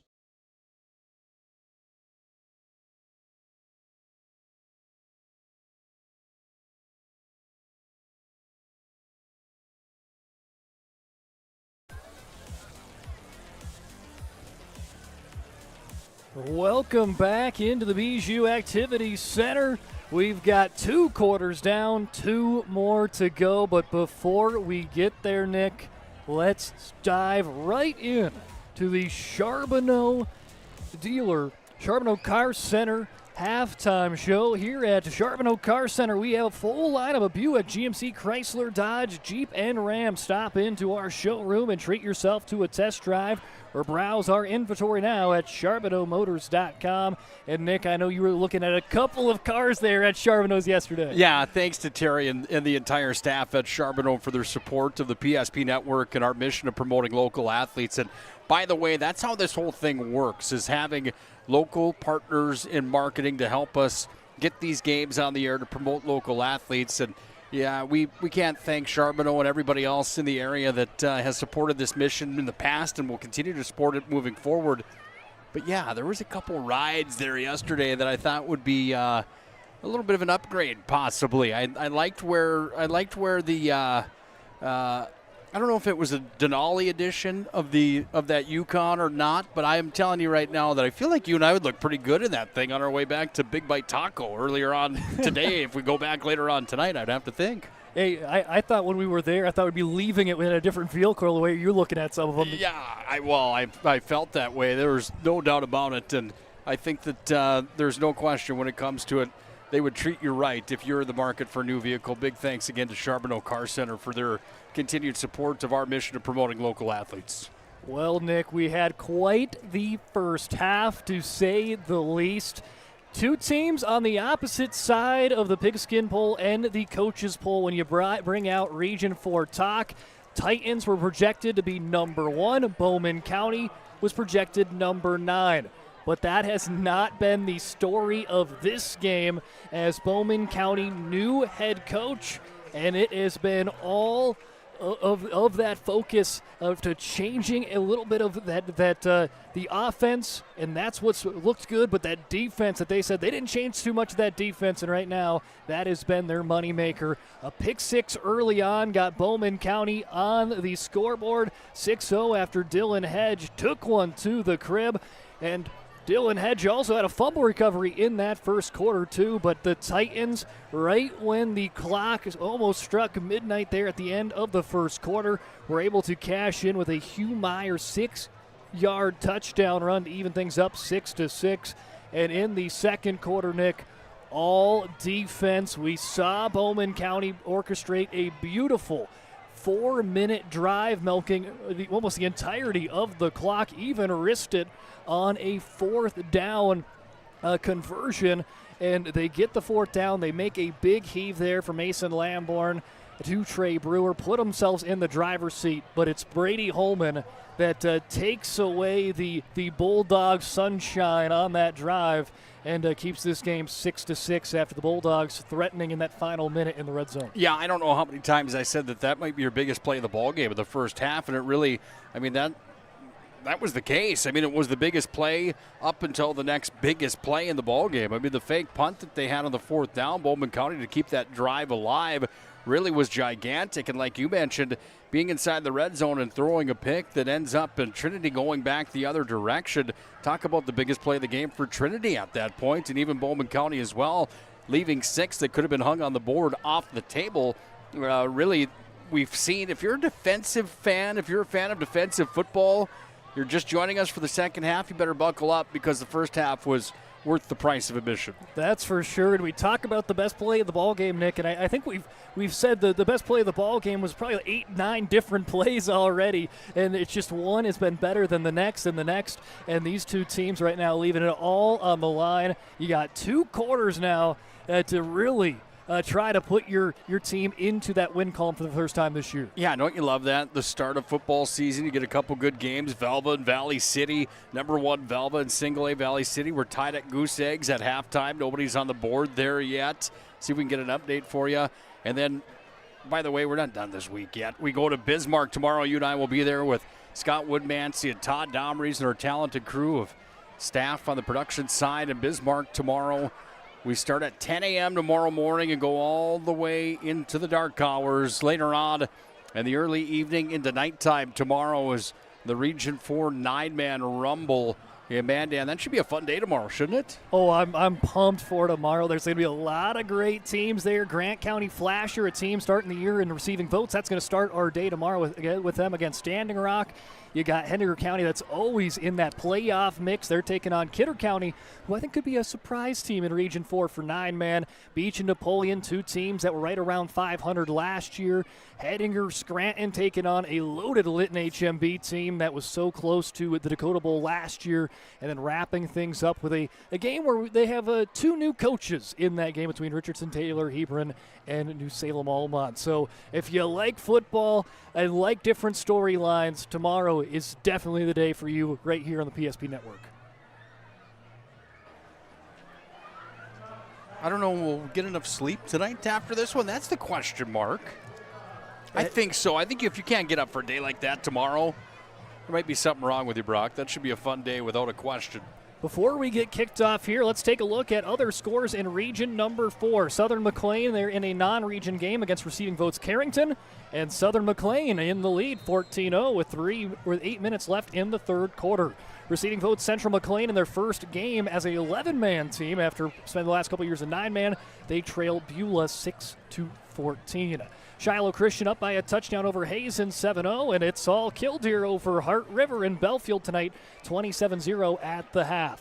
Let's get the second half rocking here in Dickinson as the kick goes on to the Bowman County side and will be pushed back at the 25 where the Bulldogs will set up shop as they will start with the ball here in the second half. Yeah, I'm curious to know what the conversations were in the room at the break for both head coaches, Criswell and Olderman.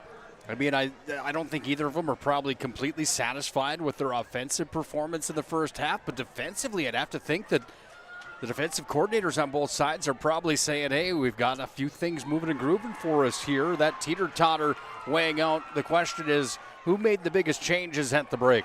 Little misdirection. They try to give it on over to Hedge, but he's swallowed up by a pair of Titans. And guess who it is again? It's Hugh Meyer in on the tackle.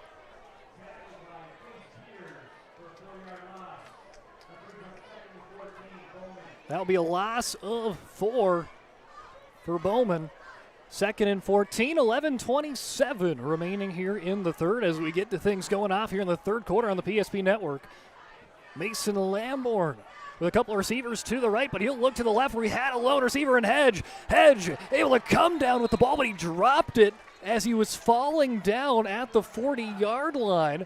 As it looks like a Titan pointing down there, seeing if he can get a justification, but no, they will say he caught it, and it was a quick little bobble as a fumble. They recovered their own fumble. Yeah, the worst part about that whole situation, Hedge limped off. He's going to see the edge of the bench right now. Is there medical staff over there to take care of him? He's just shaking it off a bit. It looks like he's going to be okay, but certainly favoring the lower body just a bit here, Brock. And he has their lone touchdown on the day. It was a pick 6 in the first quarter for Hedge, as Bowman County going to give the ball out to Daniel Hoff.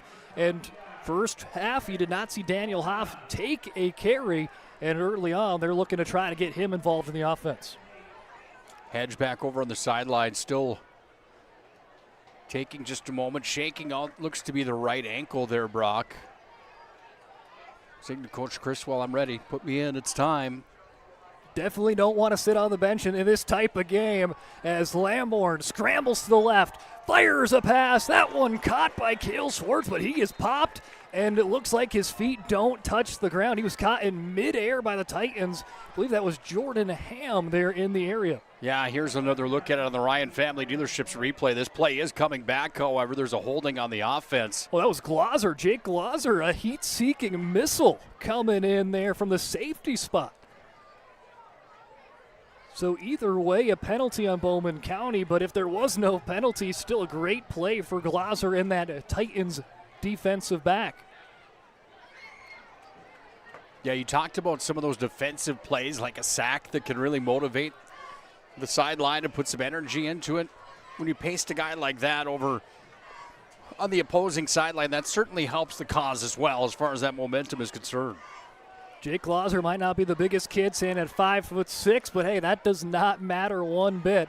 As Mason Lamborn drops back to pass, quick one, slant route in the middle to Hedge. He'll make one man miss. He'll get past the initial line of scrimmage. A nice positive play for Bowman County after the negative penalty. Yeah, Hedge back up. He seems to be okay after his last touch of the football resulted in limping off over to the far sideline. That's good news for Bowman County. He's still limping there as he limped over to the huddle. But, hey, at this point in the game, you're just going to try to gut it out. Yeah, I think you have to at this point in the game as well, Brock. 6-6 here in this third quarter. Trying to take down a team ranked in the top 5. Again, Dickinson Trinity starting in the preseason polls, ranked number 3. And right now, Bowman County's got him on the ropes. Lamborn almost sees that ball go out of his hands, but he grips onto it. Big-time play there for the Titans, and in on the area, almost forcing a fumble, was Lucas Iltz, and Iltz has had a strong game defensively for the red and white here today. Iltz, one of the seniors in this lineup, elevated after that play without question. Titans are all juiced up on that defensive unit as they make some substitutions, and they are all pumped up. A big punt here for Hedge on 4th down, and that will go out of play around the 15. Look for official spotting there as the referee will come up, and it looks like exactly at that 15-yard line where the Titans will set up shop for their first offensive drive here in the third quarter. I want to thank our friends at CHI St. Alexius and Dickinson. Your health is worth more than gold. Proud supporter of the PSP Network. We continue to thank them for their support. Of course, Charbonneau Car Center. Browse that inventory online, charbonneaumotors.com. If you're interested in becoming a partner on the marketing side of things or a sponsor of the PSP Network, you can contact us from the contact tab on the PSP Network. We Can't do what we do without those great sponsors in these communities that we make our homes in. So thank you to each and every one of you that is tuned in tonight and also that is a sponsor of the PSP Network. Frankly, without you and those sponsors, we just wouldn't be here. Brody Kuntz with a quick little handoff up the gut as Meyer will power on for a gain of 1. But it has, again, been that chess match, war in the trenches here between the Titans and the Bulldogs. Either one has really given an inch here thus far tonight. And when they've gave it an inch, then you got a big defensive play that takes that inch away. Yeah, it seems that that's been the tail of the tape all night. It's the tug-of-war game that results in just a slip at the end of it. Kuntz pulls away the handoff for Meyer. He's scrambling here, and he's not going to quite get out of bounds as a couple of Bulldogs run him down. Chandler Lamborn and Daniel Huff, the ones to bring him out right on the sidelines. Yeah, they were moving and grooving over to the far sideline. Lamborn hanging on to the football, or an eye on the football, I should say, as rushed over to the pocket over to the far sideline. I don't mind that play, hanging on and just dashing for the pylon over there instead of trying to throw it across your body in that situation. Hey, we talked about it. The defense gives an inch, and then they take it right back as there's a gain of 1 and then a loss of 1, setting up now a 3rd and 11. Quick little pass there for Kuntz, and that one all sorts of wobbly as it goes past the Trinity bench and brings up 4th down. Yeah, that one sailed just a bit. Yeah, it's been a good ball game so far, and if this is any indication of what Bowman County is going to bring to the table this year, I think that the Bulldogs can start to get a little more excited about this 25 season without a doubt. A team that had 2 semifinal appearances in the last few years, 2018 and 2021. I guess we're getting older. That means that not just the past few years, but within recent time. Ham sky high, so punt, but we'll have a friendly Titan roll. Pick up an extra about 5 yards as it stops around the 43-yard line. But something that we've seen a lot in the state is kind of that trajectory. Bowman County, a team that in the last 7 years has been towards the top of the region standings. I like to kind of consider their trajectory similar to what Divide County kind of went through in previous years. A powerhouse in 9-man, almost went to the state championship, and then the year after they just scramble away with 1 win that year following. And last season were able to pick up 4 wins, and I think Bowman County could be on that similar trajectory and path. And what we've seen tonight, this is a legit Bulldog contender here. Yeah, without a doubt, Brock. And I think the other thing, you have to look from 2006 to 2016 at Bowman County as well. And those were kind of the dark days for the Bulldogs where things didn't go maybe the way that they wanted them to, even in the slightest. And I think there's ebbs and flows in these communities, and you see that from time to time. I mean, you look at what Trinity used to be to what they were, to what they've become, to what they are now. I mean, it's a little bit of a roller coaster ride. There aren't any real guaranteed steady eddies any single year, it doesn't seem, unless you're the Velva Aggies, and they seem to always be at the forefront of the conversation in single-A football. Tackle there by Jordan Ham. I liked what I saw there of Ham. He's in that linebacker, vocal linebacker. Before that play was snapped, goes down to his D lineman, made sure they were in position, goes back to the linebacker core, reads the play well, and comes away with the tackle. And that's what you love to see if you're a defensive fan, a linebacker that can just control the pace of this game, and Ham's done a good job of that thus far. 3rd and 7, Lamborn. He's got a pair of Titans on both sides of him, and they will tag team him down to the ground. Ball even comes out late, and they're going to say Titan football.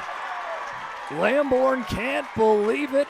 It looks like it was jarred loose by Lucas Iltz and company.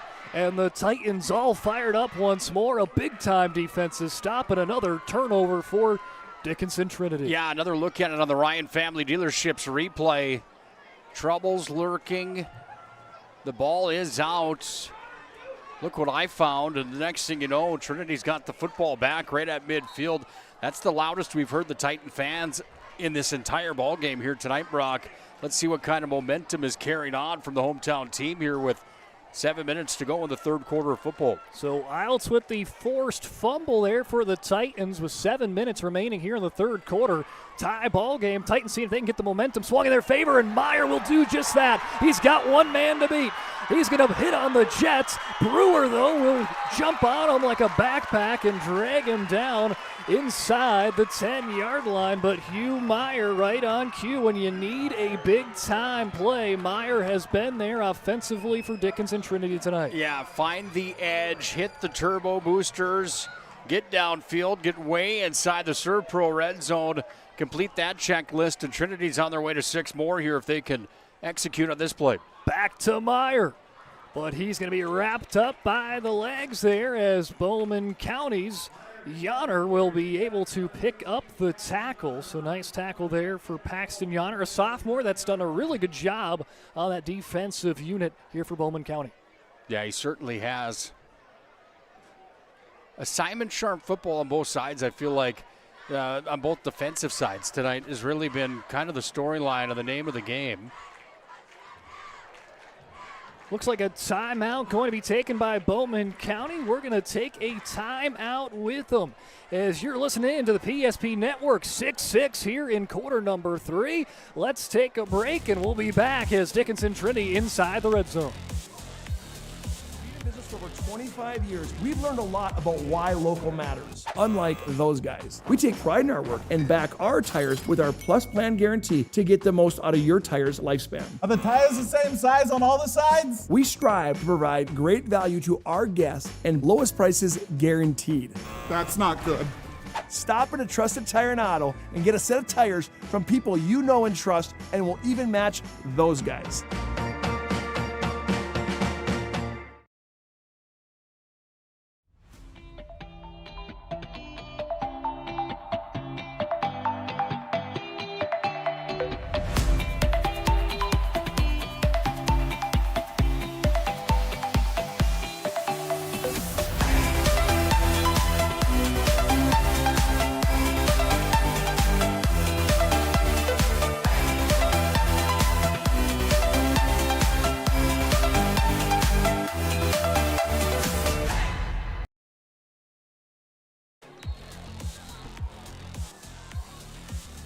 Welcome back in here to the Bijou Activity Center as the Trinity Titans in the red zone trying to break the tie. Coons fires a pass. It's intercepted again by Hedge. His second interception. He's off and running to the 30, the 35 as he's close to crossing midfield, but he'll be wrapped up at the 47. And head coach Michael Criswell for Bowman County pumped up, jumping up and down, but there is a flag right where Hedge was pushed out of bounds, so we'll wait and see what the call is. But Hedge with his second interception. He's had a forced fumble, a pick six, and another interception. Not a bad day defensively there for the Bowman County Bulldog senior. Yeah, he started the scoring off today with that pick six where he took it back for 45 yards to the house. And, man, if he's not in the conversation for your player of the game tonight, brought to you by Sport Clips, the pros and men's hair, I don't know who is. He's certainly been one of the MVPs without question in this ball game tonight. There's been so many players on both sides that have come up with some big-time plays. But what player and what play is going to be the one to break this tie that we have seen since the last minute of the first quarter? It was a scoreless second and a scoreless first half of the third quarter as well. Personal foul on the Trinity defense, too, by the way, on that play. It's going to put Bowman County deep into Trinity territory. Brings them in at the Trinity 37. Lamborn fakes a pass, and he is drilled. Big-time sack for Jace Peters. The sophomore played plenty as a freshman last year, gained valuable experience. Hey, he's an underclassman, but he don't play like an underclassman. Big-time sack, and that will negate that penalty, those penalty yards that we saw just a while ago on the Titans. Yeah, it just seems like this game is, to relate it to golf, because we're at the end of the golf season right now, Brock, is that you bomb your driver out there 300 yards, you have the play of the game, and then all of a sudden the next thing you know, your pitching wedge just goes completely aloo on you. It's kind of what this has been. I mean, it's been back and forth, and nobody can really gain any ground, it seems. Lamborn going to dice out a pass, but it's going to be coming back. He completes it to Gabe Burke, but Dickinson Trinity will be help their cause there as holding on the offense on the Bulldogs. Dickinson Trinity doing a good job of getting to Lamborn, hold there on the offense, and Titans doing a good job of making sure the refs see it there as kind of flailing the arms up. Sometimes you got to make it a little dramatic there, Nick, just to make sure the guys in the stripes see that holding call. Yeah, to sell it doesn't always hurt by any means, Brock. There's a fine line with that as well. We all know that, but I think you make a good point to that situation, that call. And that's going to really drift Bowman down back to their own 45, so flip the field again. 2nd and 28, second forever, but we know Lamborn can erase that forever pretty quickly with the cannon attached to his right arm. Another low snap for the Bulldogs. Lamborn, though, not going to be able to settle in as another Dickinson Trinity sack. And listen to the Titan crowd. Yeah. Idris Ninyambona with the sack, the sophomore coming in clutch. Yeah. Ninyambona comes up huge. He's got this place wound up right now after another gigantic defensive play. Another timeout on the field brought to you by First International Bank and Trust. Ninyambona has been one of those players that has brought the energy every time he is checked out. He has pumped up that bench and comes up with a big-time play. And we already talked about it was 2nd and a mile. Well, now it's almost 3rd and forever there for the Bulldogs of Bowman County. 3rd and 33 coming up there for the maroon and white. Yeah, don't sugarcoat this at all. Is this what you expected in this ball game tonight? Honestly, I'm pleasantly surprised how this game has gone. And this is, again, a Dickinson Trinity team that has the sights of trying to get to another state title. Bowman County was a team that, again, we kind of talked about it. They were ranked last in Region 4 in this preseason. But I thought, especially when I was talking to Michael Criswell, you have that feeling where you talk to those coaches that kind of ooze the confidence. He was one of them, and he kind of got you excited for this game, and it's turned out to be a good one. Yeah, it certainly has, and it's not over yet. 4:45 left in the third quarter. It would be an upset according to the media. The state number 3 ranked team on the field in red right now. Lamborn drops back to pass. He'll hurdle an offensive lineman that was on the ground and fires a strike, and that is caught near the sideline. Will they say Brewer hauled it in? And yes, they do. So Brewer with another big catch. I believe that's his second catch of the day, and both of them have been of big yardage there for the Bulldog as a 3rd and 33 gets slashed in half. Of 4th and 17 coming up. Well, there's only one way to go about that. You just have to chip away at it, no question. You got the weapons. We've seen it. Schwartz, Hedge, Brewer, all made big plays. Lamborn on 4th down, heaves it near the end zone. Oh, almost into the hands of Brewer. Some great defensive work on the secondary of Dickinson Trinity with Alonzo Kuderna in the area. And that's a turnover on down to the Bulldogs, and the Titan defense again comes up with a big stop. When your defense is playing the way that Bowman County's is, you're able to take some shots, Brock. And that's what that was right there on a 4th down and long situation. You might as well roll the dice and see where you lined up. And right now they end up back on the defensive side of the football, but got to like the confidence, got to like the play call there at this portion of the ball game.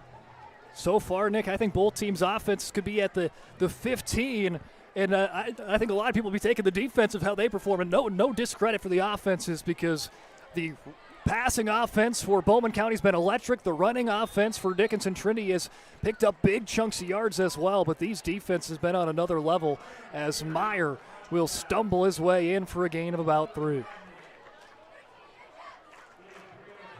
Sun completely set here now, right to the backs of us at this beautiful complex at Fisher Field, home of the Blue Hawks. I remember when this place was first built, and I was here for the Badlands Bowl at that time, around the 2010-11 time frame, somewhere there. And let me tell you, this place does not disappoint when you walk in. to watch a football game here in the southwest corner of the state. Trips to the left, they'll hand it off to Meyer as he'll go right on the Blue Hawk logo. Speaking of the Blue Hawks, DSU kicking off their season on Thursday. And I always love their first week because it's always under the lights. The rest of the time they play at 1 o'clock or during the daytime, but I love a good night game and excited to see and witness that here at the BSU Activity Center next week. Yeah, the college game's a different world underneath the lights, isn't it? There's just something about it, but there's also something special about getting up on Saturday morning and making your way to the football field for an afternoon or a noon kickoff possibly. Little tailgating never hurt anyone early in the morning. I don't think so. As Meyer with the handoff, and he will power his way on for another Titan first down. Needed about 2, got about 3, and that's what he needs to move the chains once more. Titans pick up a big first down and get this offense continuing to roll. Yeah, Radnick made a nice stop there for Bowman County. Speaking of legendary status, how great is it to see Rod Kleingen anytime you do? He's just such a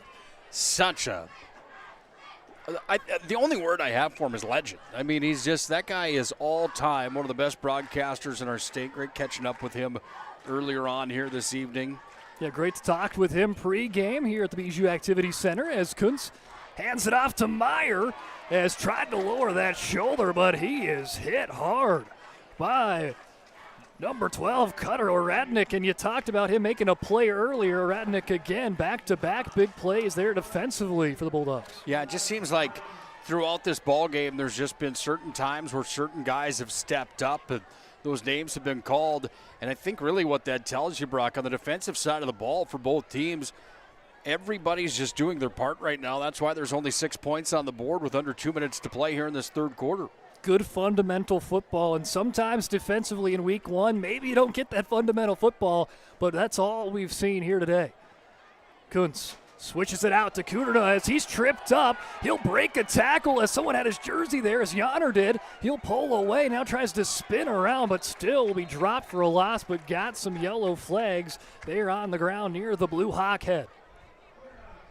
Holding on the offense, that's going to bring this one way back. There was a loss on the play to begin with here, Brock. But you love to see the fight there for Kuderna as Yonner had a handful of the number 9 jersey, but somehow Kuderna was able to magician his way out of it and try to at least make something out of nothing. Yeah, slippery.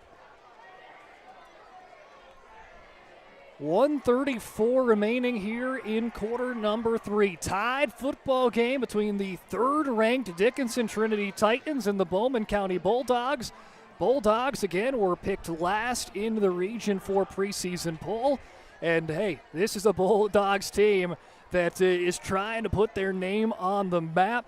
Dickinson Trinity, though, seeing if they can survive to tell the tale because they've got a big 3 weeks ahead of them with some tough competition. Kuderna gonna find the outside, brings it up to midfield, and he will be pushed out, and we'll wait to see where they'll mark him around the 46. Yeah, another look at this one, a little shimmy shake move as the edge was hit and cut. Nice pickup on the play here to the 45 and then the 50. Right down near the initial line of scrimmage, just a yard shy of that, so a 4th down and 11 here. We're starting to see Kuderna now work his way into the offense. We've seen that speed and that shiftiness here, especially in the second half there from number 9 in red. But punt coming up for Jordan Ham. He's got a hold of quite a few good ones. Almost goes over his head, and he's going to take a business decision. He's going to take it himself to the 40. Near the first down marker, he extends the arm and give the Titans a first down. Oh, wait a second. The way where this referee is standing here, they're going to mark him short by a couple of yards, and now the other referee going to put it, and they're going to say it's short. Oh, now and a flag on the comes play. out, and it might be on the Titans there. Maybe someone might have said some words of displeasure potentially. Oh, my goodness. They mark the football. How about that mark on that play? I would hate to have that job. I'm glad that we're up here, not down there, Brock. That is a pressure situation without a doubt. Another look at it on the Ryan Family Dealerships replay.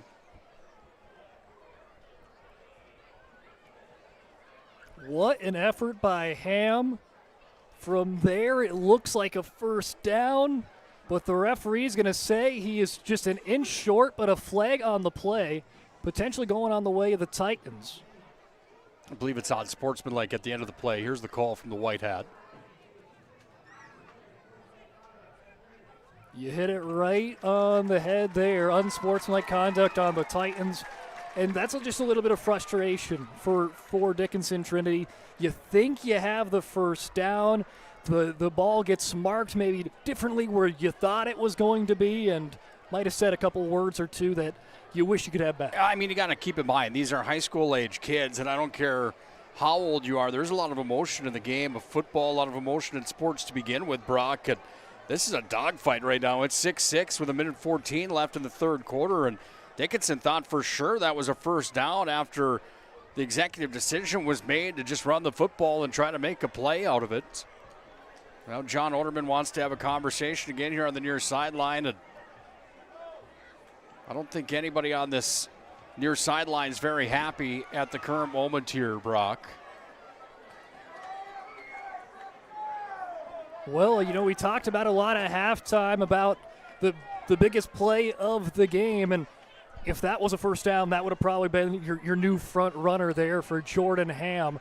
Both teams have rolled the dice on a fourth down fake punt, and both of them have been electric. Lamborn, though, will start the drive for Bowman County. They get the ball, and he's going to go quarterback keeper just a yard shy of the first down marker with 1 minute remaining in the third. We've talked about it all night long, this entire game from the start here this evening off the opening drive. I mean, you look at where the first football possession ended up, it was in the red zone. Then a fumble happened. We went back the other way. I mean, that's just been the way it's been all night. The turnovers and the big plays that have been made on both sides from the defenses have really been the storyline, and it's been quite a drama-filled affair here on the opening night of single-A football in North Dakota.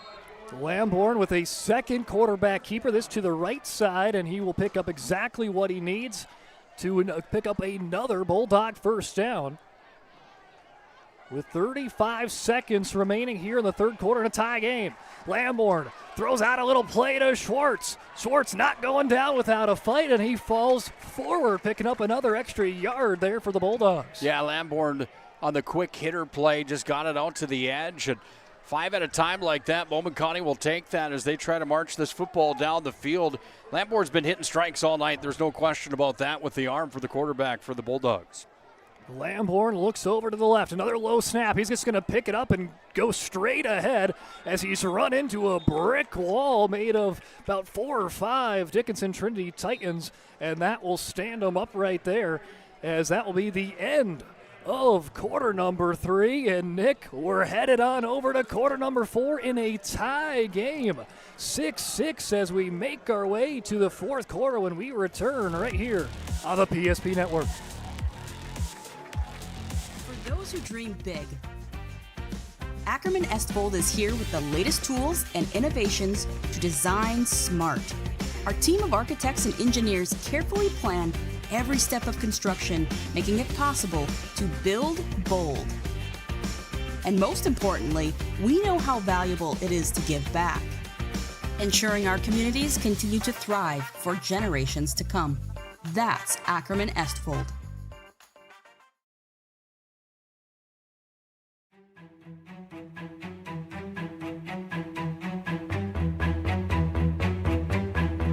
Here we go.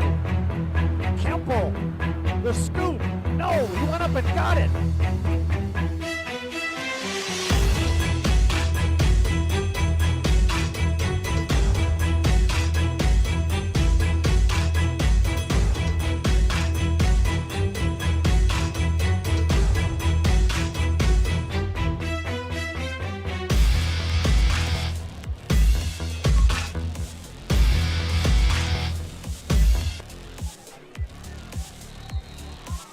Welcome back into the Bijou Activity Center. We have got an instant classic on our hands. Dickinson Trinity, Bowman County, Week 1 football. Mason Lamborn scrolls to his right. He finds Schwartz a first down, but plenty of markers to indicate this one's coming back. I'm curious to see what the call is here, Brock. Will it be coming back, or is this going to be on Trinity? Just off of the expression there of Bowman County.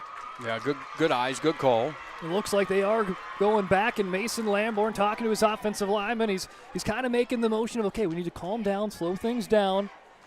Right now, and it seems like whoever has the ball in their hand at this point is going to be in the driver's seat. Yeah, without question. One of the things Lamborn's going to definitely bring to the table in the conversation with Coach Mike Criswell is the snap from center has got to be better to him. It's got to get into the hands better. That ball's been on the turf a few times here tonight, which has handcuffed him just a bit. He's made the right decisions afterwards, but something that they're certainly going to want to work on because they've got a quarterback that can huck it around the field pretty well here. There's a good snap there as Lamborn right at midfield faces some pressure. Pump fakes Meyer, heaves one towards the end zone. He's going to stop short at the 10-yard line and batted away by the Titans. That's Elijah Gillick there in the secondary. Another look at it on the Ryan Family Dealerships replay. You ever play the game 500 with the old Nerf ball in the backyard? Absolutely. Yeah, this one had a little bit more riding on it, but that's about a 500 call right there. 500 or Flyers, whatever you want to call it. Flyers? That's what you called it? Flyers? It was a version of it, a little bit of a spin-off. As punt coming up on the way of Dylan Hedge. Glazer going to pick it up at the 15. The speedy Glazer works his way close to the 30. He's pushed back around the 29. Bowman County saying they've got the football. Wait a second. Hold the phone as the officiating crew coming on in. We'll wait to see what side gets pumped up or not. And they'll say it stays with the Titans. Nick, if that was a forced fumble by Bowman County, I don't think anyone would have batted an eye because it's been defensive play after defensive play. And I don't know if this is fair to say, Nick, but I think whoever scores next is probably your game winner. Yeah, I was going to say as we entered the fourth quarter that it almost feels like sudden death overtime right now. Heading in with that much time on the clock here in the fourth quarter, it just has been that way the entire game. Again, it's been 6-6 since the end of the first quarter. It is 6-6 with 11:30 remaining here in the fourth. As let's take a quick break as the Titans take a timeout. We'll take one with them right here on the PSP Network. Jersey Mike's catering box is the easiest way to feed your friends. The hard part is picking your sub. That's why we're having a draft. With the first pick, Sarah from Carolina selects number 13, the original Italian. You know, I trusted my gut, and that's exactly where the sub's going to go. So hold on, we've got a trade. Jake traded his second pick with me, because I'm starved. Freshly sliced subs to go, wherever you and your friends go. Jersey Mike's, a sub above.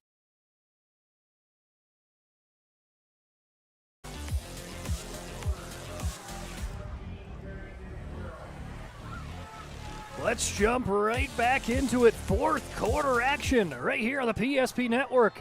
Dickinson Trinity taking on Bowman County in a slugfest. 6-6. If you like defense, this is the place to be as Hugh Meyer finds the outside, picks up the first down, then some as he brings the Titans to midfield. He's pushed out right exactly at the 50-yard line. Yeah, I hate to say this. You want to make a bet?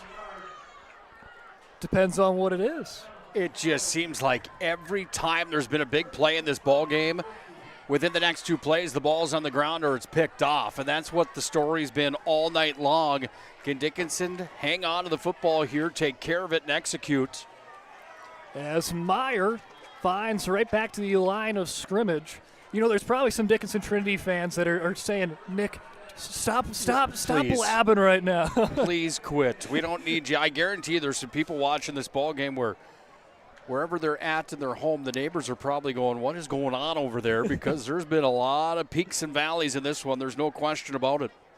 Hey, it's a roller coaster ride, and we're along for the ride, and it's been a fun one so far. Hey, you can't go wrong with Week 1 football, and especially when Week 1 football is a 6-6 game headed into the fourth quarter. Brady Kuntz Hands it off to Meyer. A little shake and bake. Now he'll spin around. That ball looked like it was starting to come loose a little bit there, Nick. You almost were on to something as he holds it onto the ground for a gain of 3. Yeah, history seems to repeat itself in this matchup, and I don't want to be that guy. I'm not. Look, it is what it is. It just seems like that's just been the way it's been this entire ballgame, doesn't it? It certainly has been. The roller coaster, the tug of war, the teeter-totter, whatever you want to call it, Nick. This game has been that and more. 10 minutes remaining to decide a winner here in week 1. Kuntz gonna pitch one out last second to Meyer as Hugh Meyer spins in for a positive gain, but just gonna pick up a yard.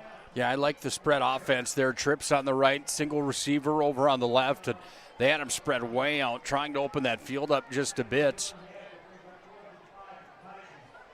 4th and 5. The way this ball game's been, you're going for it here. There's no question about that. Or do you bring out the punter again and Jordan Ham just go another fake? It almost worked that first time. But they're gonna keep Brady Kuntz out there and bring him with Jake Glosser in the backfield. Kuntz looks to pass. Quick, sharp pass to the right side, hauled in by Brady Holman. Near the first down marker, he's got it by 2 yards, and a big-time first down for Trinity with under 10 minutes remaining. Caleb Schwartz on the coverage there, ending company. That was double cover for Bowman County again.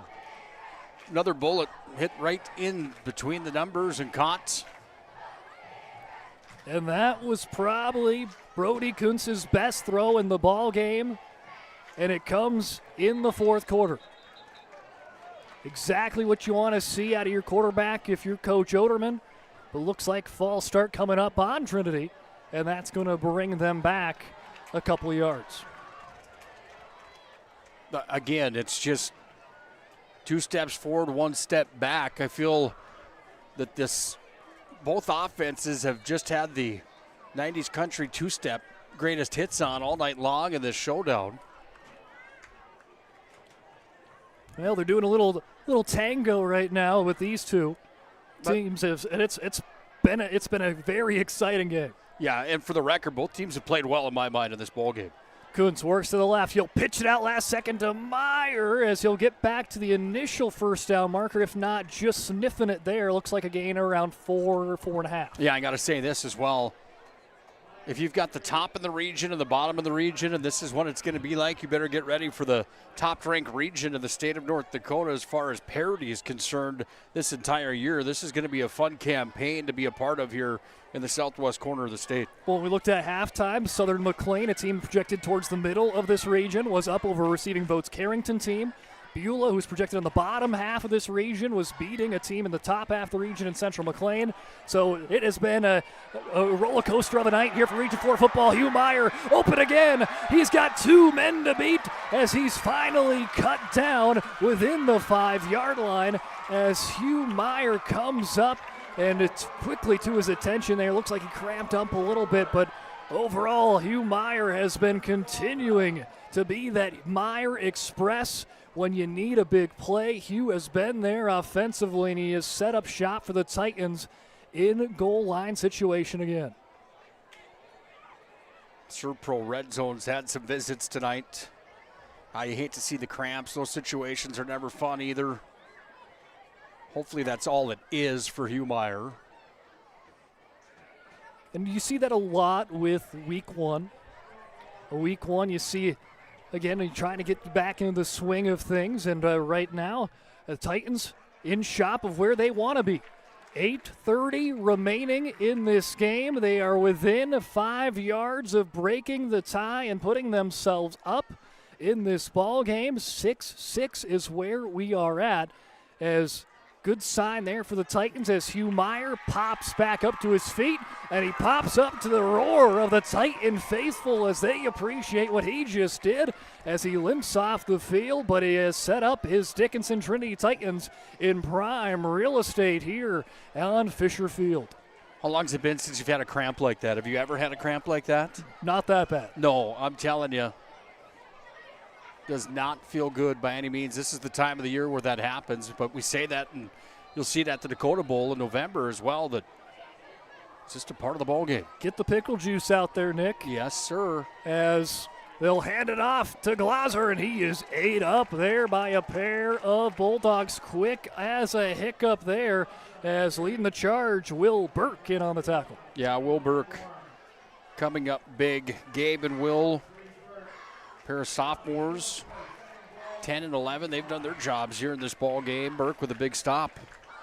You look at this Bowman County team, and you see a lot of similar last names. A couple of different players sharing that last name, so a whole family affair here on the Bowman County side. Time's ticking down, under 8 minutes. Brody Kuntz under center, pitches it out to Jake Glaser. He's got some good blocking. He's going to extend his arms for a touchdown, but loses the ball, but they will say he broke the plane, and the Titans have taken the lead here in the fourth quarter. Big time play late in the ball game. Will it be enough to hang on for a victory? We'll watch it back on the Ryan Family Dealerships replay. We haven't seen anybody hit pay dirt since the tail end of the first quarter. And Gloucester gets in for the Titans to put 6 more on the board. 12-6 the lead. Now for the home team. It's been those Titan running backs. Hugh Meyer with a big home run hit, gets them into the 5-yard line. He comes out, and it's, hey, we're going to reload, and they bring in Jake Glaser, stuff the first play, but on the second down, he finds 6 and puts the Titans up as we're nearing the final hour in this football game. Brody Kuntz fires a pass on the 2-point try to the right side of the field, but will go out of play and keep it 12-6 Titans. Titans have struck here in the fourth quarter, and they're on top. 7:40 remaining in the fourth. Don't go anywhere. You're listening in to the PSP Network.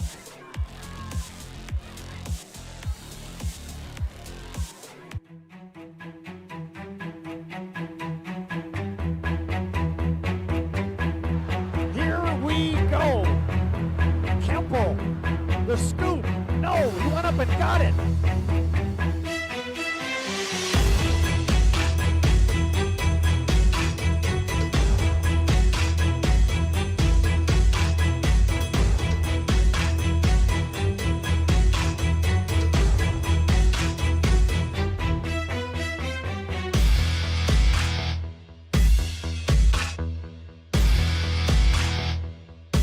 The dictionary defines community as a group of people living in the same place or sharing common goals. Community is the largest part of our name, and we make it the largest part of our business. We support our local schools, organizations, youth programs, and local events from Bowman to Bismarck because we all share a common goal to better the quality of life in our communities. Come bank with us at Dakota Community Bank and Trust, your real community bank.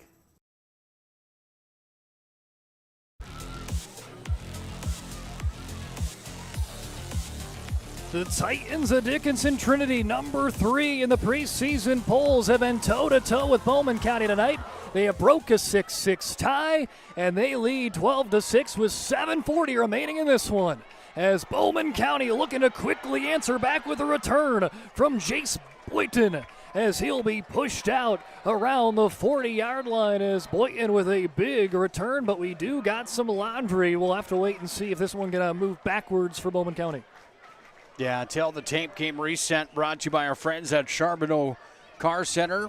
Browse their massive inventory at charbonneaumotors.com. Take a test drive of one of those vehicles. We'll treat you right at Charbonneau, no doubt about it. Bowman County scored first on the pick 6, 45 yards out from Hedge. It was at 8:05 of the first quarter. And then it was Meyer from 4 yards out for Trinity. Those both came off of defensive plays that ended up with the football in the hands of the team that scored. Then we didn't see another touchdown until just a few moments ago. Gloucester from inside the red zone, inside the 5, tucked it in and hit pay dirt. 3 scores in the ball game across this grudge match that has had some of the best defensive highlights that you're probably going to see all year long. That is for sure, Nick. It's been a great defensive battle. And if you're Dickinson, Trinity, as we talked about here was start of the fourth, if you score in this fourth quarter, you're probably in the driver's seat to win this game.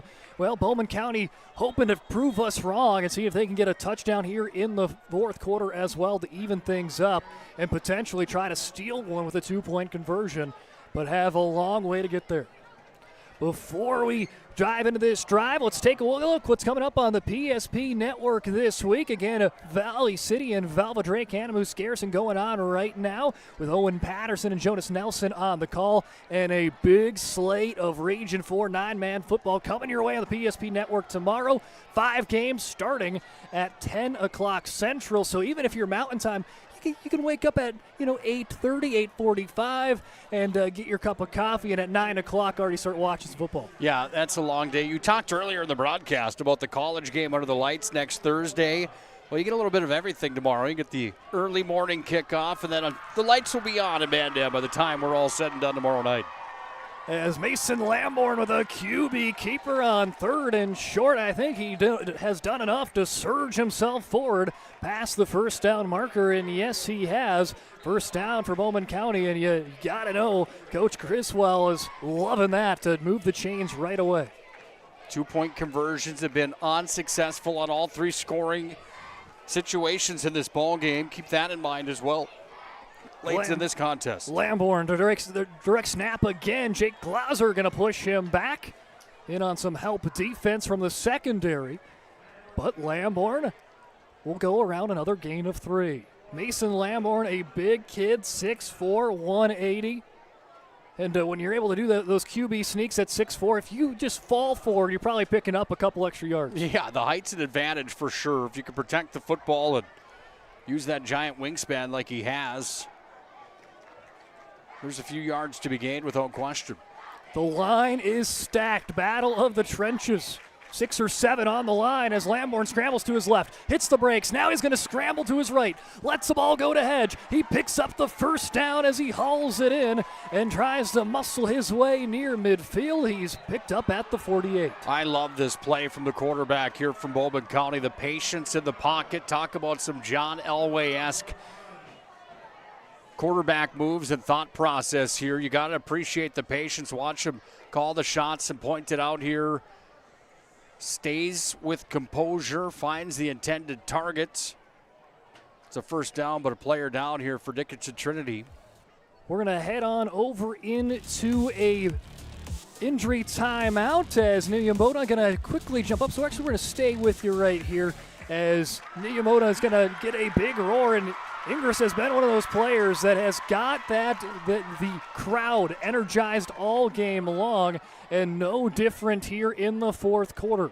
It's been a great student section that has made their way here to the Bijou Activities Center tonight. Again, I don't know if it's Hawaiian shirt night or what it is, but they're having a great time. I wish we would have got that memo. We would have looked pretty good in a pair of those, wouldn't we have? I think so. Yeah, I think so too. Hey, we were doing some shopping yesterday. If we would have known that, we'd have got some and to match the student section. As there's a quick carry there for a gain of 4. Another short snap on the play. You really got to give credit for Mason Lamborn. Standing 6'4", but he has had to pull a couple of those snaps from the turf here today. And he has made some plays that you might say could be negative plays that, could be a fumble or something like that, but it's turned them into positive yards. Nothing different there. A gain of 4 sets up 2nd and 6, but looks like those yards coming back as Dickinson Trinity clapping. Looks like it's going to be called false start on the offense. Yeah, that was the hard count coming there from Bowman County, and somebody in white jumped on the line. I think you really need to give a lot of credit. I've talked about that a bit tonight, about the short snap from under center, from the gun here, I should say, and you really have to give credit for the Dickinson defensive line pressuring that offensive unit for Bowman County here, forcing that a bit in this ballgame. Lamborn almost sacked, had 3 Titans in his chest, but gets a pass out, and it is caught. Another big-time play for Bowman County. It's Wilberg with the reception, and Mason Lamborn once again scrambles his way out of trouble. Yeah, this isn't the ballgame right here, Brock, but this is getting pretty close to sands in the hourglass. A large third down play coming for the Bulldogs. Little trickery, misdirection, give it to Hedge as he's trying to power his way a little closer. They needed 6, they get about 4, but it sets them up for 4th and short. Yeah, that helps the cause without question, right between the hash on the left and the right. Midfield. Nick, what are you drawing up? Do you go with the handoff? Do you go with a pass play? Do you go with Mason Lamborn on a quarterback keeper? But we've seen the Titans really load up that defensive front. Yeah, I think the option play is where I'm going to go and let Lamborn razzle-dazzle with it. Titans showing pressure, and they get him to jump. Lamborn with the hard count. And Nick, depending on how this drive ends, that might be the play of the game. Well, right there, Brock, that wasn't on your bingo card of what I'm drawing up right there. The hard count executed perfectly by Lamborn, and the free yardage here for Bowman County. That's one that's going to have Dickinson Trinity having nightmares tonight if this results in 6 or more. Lamborn, direct snap, and there's the quarterback keeper we alluded to, but he's got his legs taken from underneath him with a nice defensive play from Jace Peters. Yeah, Jace Peters did that to perfection, no doubt about that. Able to trip him up, go right for the legs, and that's usually the easiest way to perform a tackle, get them at the legs. Yeah, a multi-year starter for Trinity coming up big in the late portion of the ballgame. As Lamborn rubbing his tummy. Might be hungry there, Nick, but I think that might just be an audible sign. As that's going to be a flag coming out. Both teams kind of standing their ground here, no indication of what side it's going. And they'll bring in the 4th officiant here to talk things over before making the official call. Going to be a big call either way as false start on the offense. A big cheer for the hometown faithful as the Titans know every yard is a big one, and to get a little helpful call there, go their way, help pushing back that Bowman County offense an extra 5 yards and push them to the 44. Just about 3 minutes remaining. Lamborn scrambling to his left. He's got pressure. Jace Peters hot on his trail as he's just going to try to throw one for it. A flag comes out as Lamborn was hit hard by a pair of Titans as Parker Roars and Jace Peters in on the call.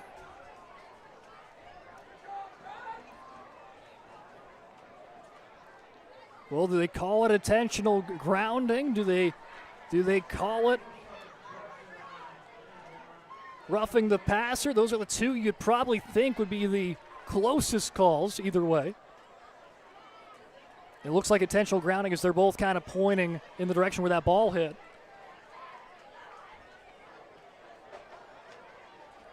Oh, there's been big calls in this ball game all night long. This is a big one as well.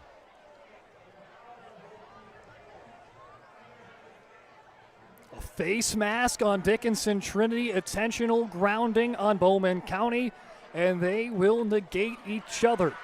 So we'll play 2nd and 15 again. Wow. What a roller coaster.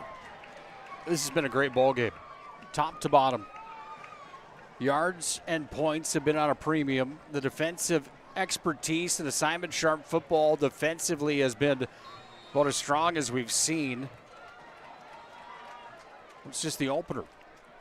Yeah, I think these referees were hoping for a kind of a nice little slow start into the season, but tonight every call had to be a big one. As this one coming down to the end, Lamborn low snap, and he will win the race to get there, but we've talked about it all night long.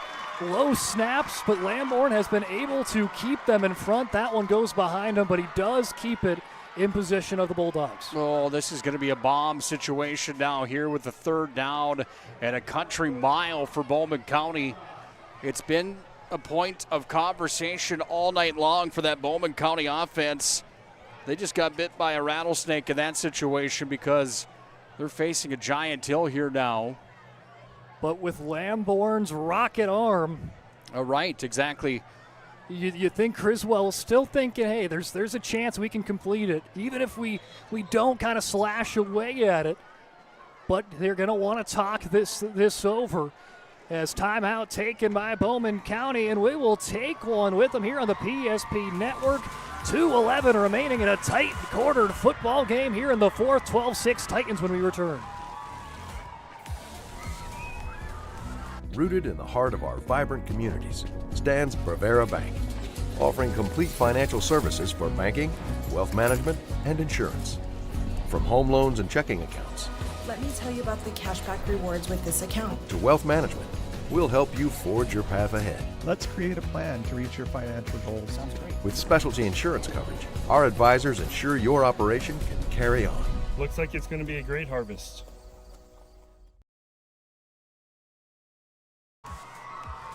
Coverage on the PSP Network proudly brought to you by Charbonneau Car Center.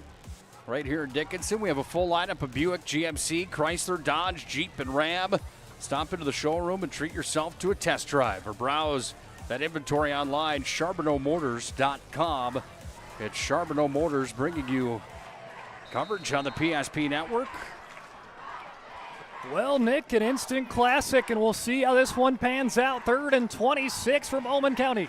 Lamborn's got a receiver wide open, hauls it in as a big-time catch for the Bulldogs. Will slash those 26 yards and quickly erase them, as trying to get a quick number of who the receiver is here, and it looks like on the hand of Will Burke. So we've talked about different players coming up with different big-time plays. Will Burke makes a big one there for Bowman, and now with less than 2 minutes remaining, 4th and 7, this could be the ball game. Lamborn motions hedge to the left, all receivers to the left. Lamborn in pressure, fires a pass. It is caught, but where is the marker going to be? They're going to mark him a yard short initially. We'll wait and see the official call, as Cale Schwartz saying he's got enough. The first down markers are inching their way forward. Let's see if now they're going to hold them up here. First down, Bulldogs. Oh. Talk about being under the gun in the situation of the white hat here tonight. The marking and the spotting of the football on some of these bang-bang plays and pressure situations. That was a big mark for the Bulldogs, and they stay alive here with the 1st and 10. Nick, I'm getting goosebumps. 1:20 remaining. This is what you want here in week 1 coverage. Lamborn under pressure, jumped on by a pair of Titans. Alonzo Kuderna in on the tackle with Lucas Iltz. Kuderna and Iltz get right to Lamborn, but another flag drops down on the turf. Couple of flags with 1:10 remaining. And these are flags that could direct where this ball game's going in the last minute. Yeah, and it could definitely result in a win-loss column swing of the pendulum for one of these teams or the other. Both teams hoping they're not on the wrong side of this call. Bowman County down by 6, but they are driving. Face mask call on the Titans, and the Bulldogs, much to their pleasure, are moving closer into that red zone and closer to tying this game up and maybe trying to steal one with a 2-point conversion if we get to that point. All the way into the Servpro red zone we go now for Bowman County with 70 seconds. I need eyeglasses, I think, left in the ball game. A big 15-yard penalty has now worked its way into the 15. Bowman County trying to tie it up as Lamborn takes the snap, but it looks like potentially it gets whistled. Not sure if there was a timeout or not. Bowman County pumped up.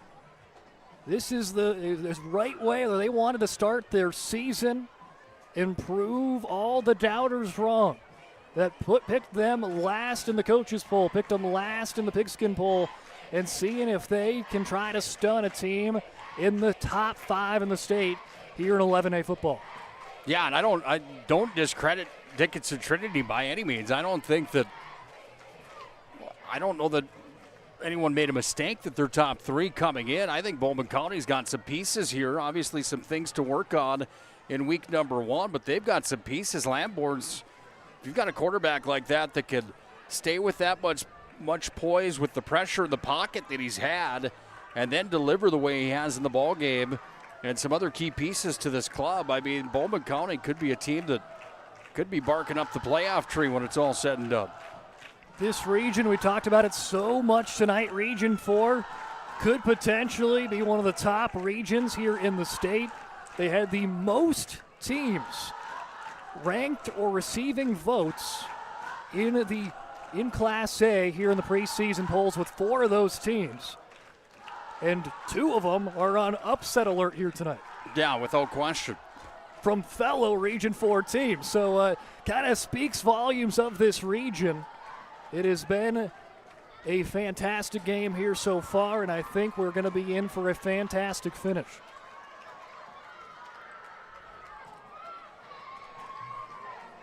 .110 remaining here in the fourth quarter.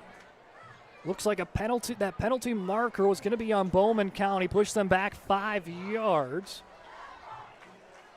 Wait a second, some more shuffling of the first down markers. We've had more drama here tonight, the standard episode of The Bachelor. So actually it's going to be 1st and 1, if that's right. 1st and 1 yard. I'm not sure what that call is. There's a lot of hooter and holler in here from the grandstands.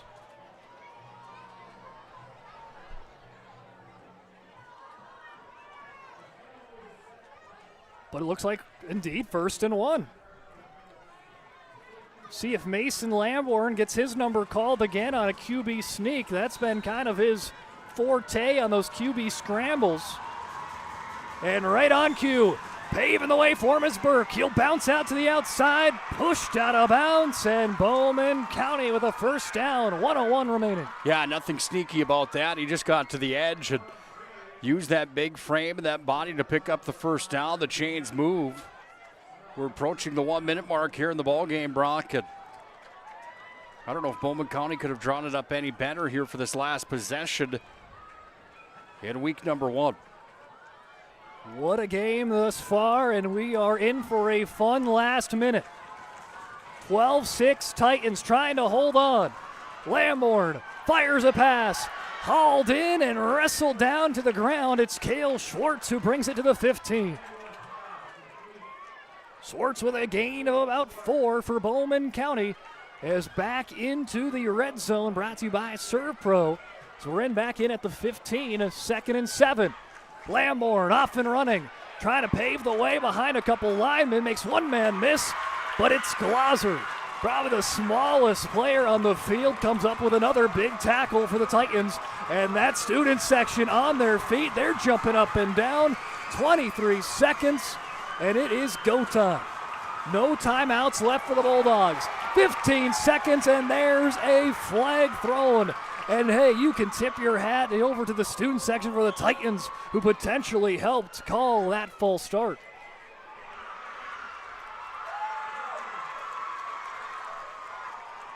Assist to the student section, and Bowman County now will have to work just a little bit farther to try to tie this game up in the closing seconds. Yeah, if you like drama, we've got it for you here. While we've seen a mix of what Lamborn can do between the ground game and through the air here in this contest, they seem to have picked up the most yardage when that arm is firing and being a gunslinger the way that it has. Do we see that here on this 3rd down from the 19-yard line? Brewer, Schwartz, Hedge have been the favorite targets. Will one of those 3 be the hero tonight? Lamborn, seeing if he can distribute that ball to one of them.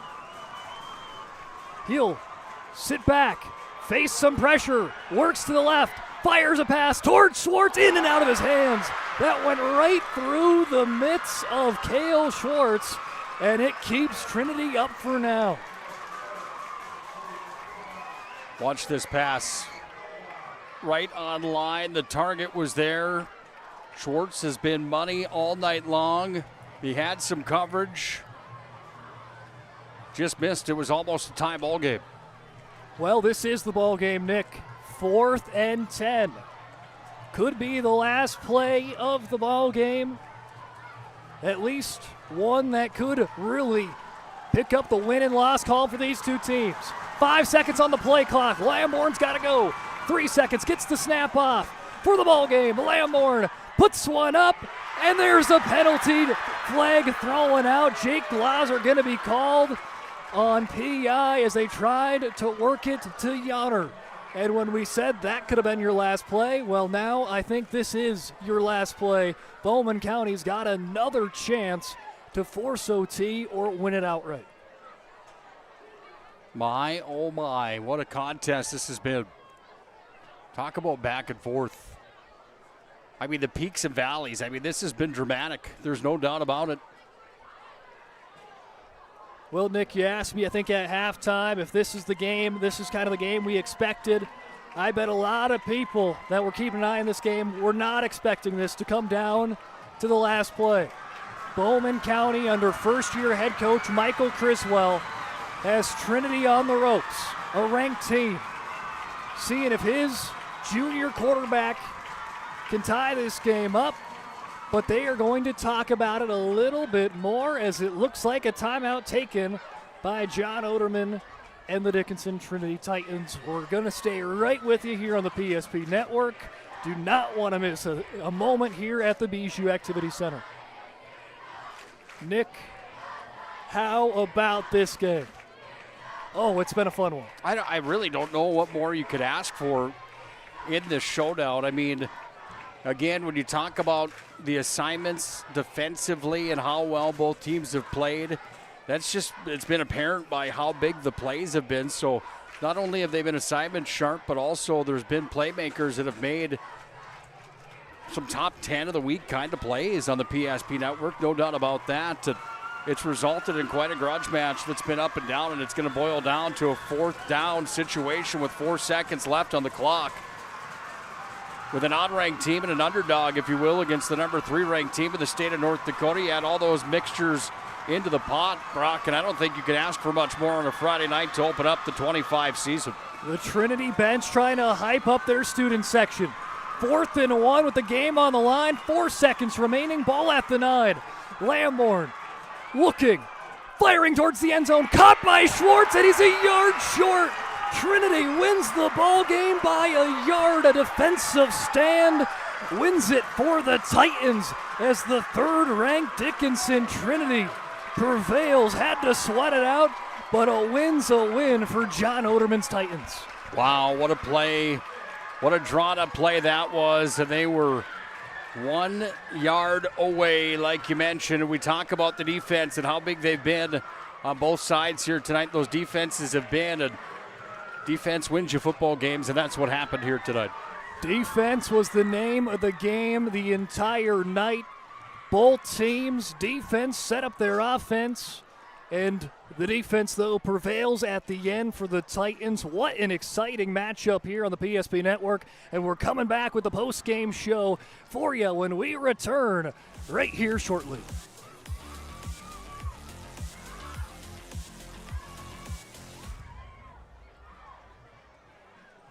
This presentation on the PSP Network is proudly brought to you by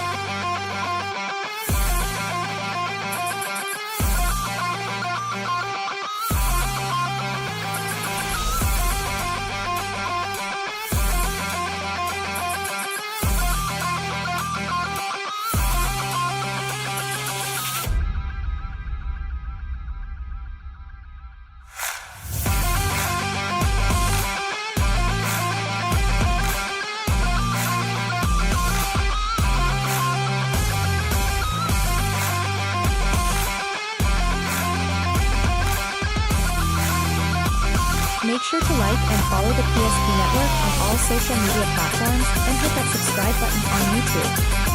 PSP Network. It's game day. Our stylists are trained to understand the nuances of cutting men's hair. Less pomp, more adore, huh, Brittany? Square face, wavy hair. Mid-fade with a textured top. Finish it off with a hard part and taper that neckline, coach. Cowlick, what's the move? It's not just all about hard work here. Hit all. 7. Pressure. Points. Yeah. It takes expertise to be a sport clip stylist. Here? That's the spot.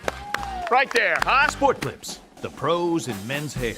Whether you're looking for a full-service financial plan or planning for farm or business succession, Planning Team Financial Advisors is here to help you work toward achieving your financial goals. With locations in Bismarck, Garrison, and Center, our full-service team of professionals are dedicated to helping you work towards achieving your financial goals. Visit us online, planningteam.com. Securities offered through LPL Financial, member of FINRA SIPC. Investment advisory services offered through New Edge Advisors, LLC, a registered investment advisor. New Edge Advisors, LLC, and Planning Team Financial Advisors are separate entities from LPL Financial. At Schatz Crossroads, we make 8 gallons of homemade ranch dressing every day, so you can smother your dinner salad with it, dip those crispy golden French fries in it, and dunk your breaded chicken strips. You can even cover your... Wait, no. You can't put ranch on steak, or can you? Schatz Crossroads. Don't forget the ranch.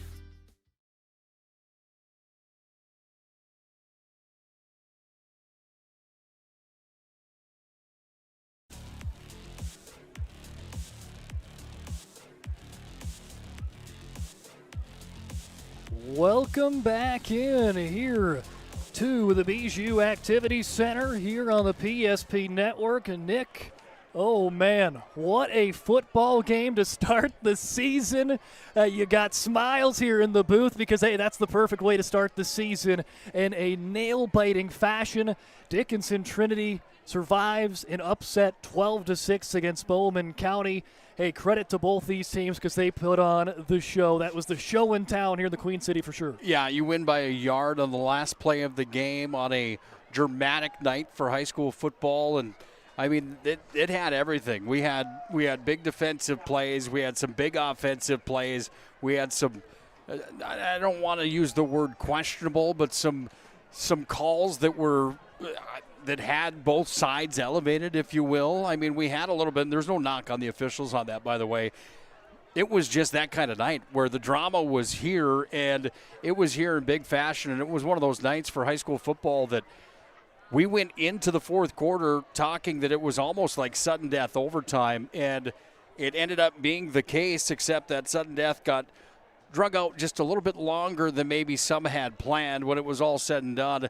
Top to bottom, A to F rating for me on a way to spend a Friday night here at this beautiful venue at Fisher Field. That's an A+ all day, my friend. Job well done, no question about that.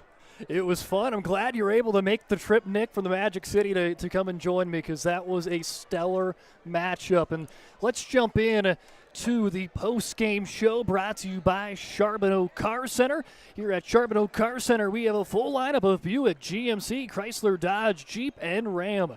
Stop into our showroom and treat yourself to a test drive or browse our inventory now at CharbonneauMotors.com. So big thanks out to Charbonneau, the proud sponsor here of the post-game show here tonight.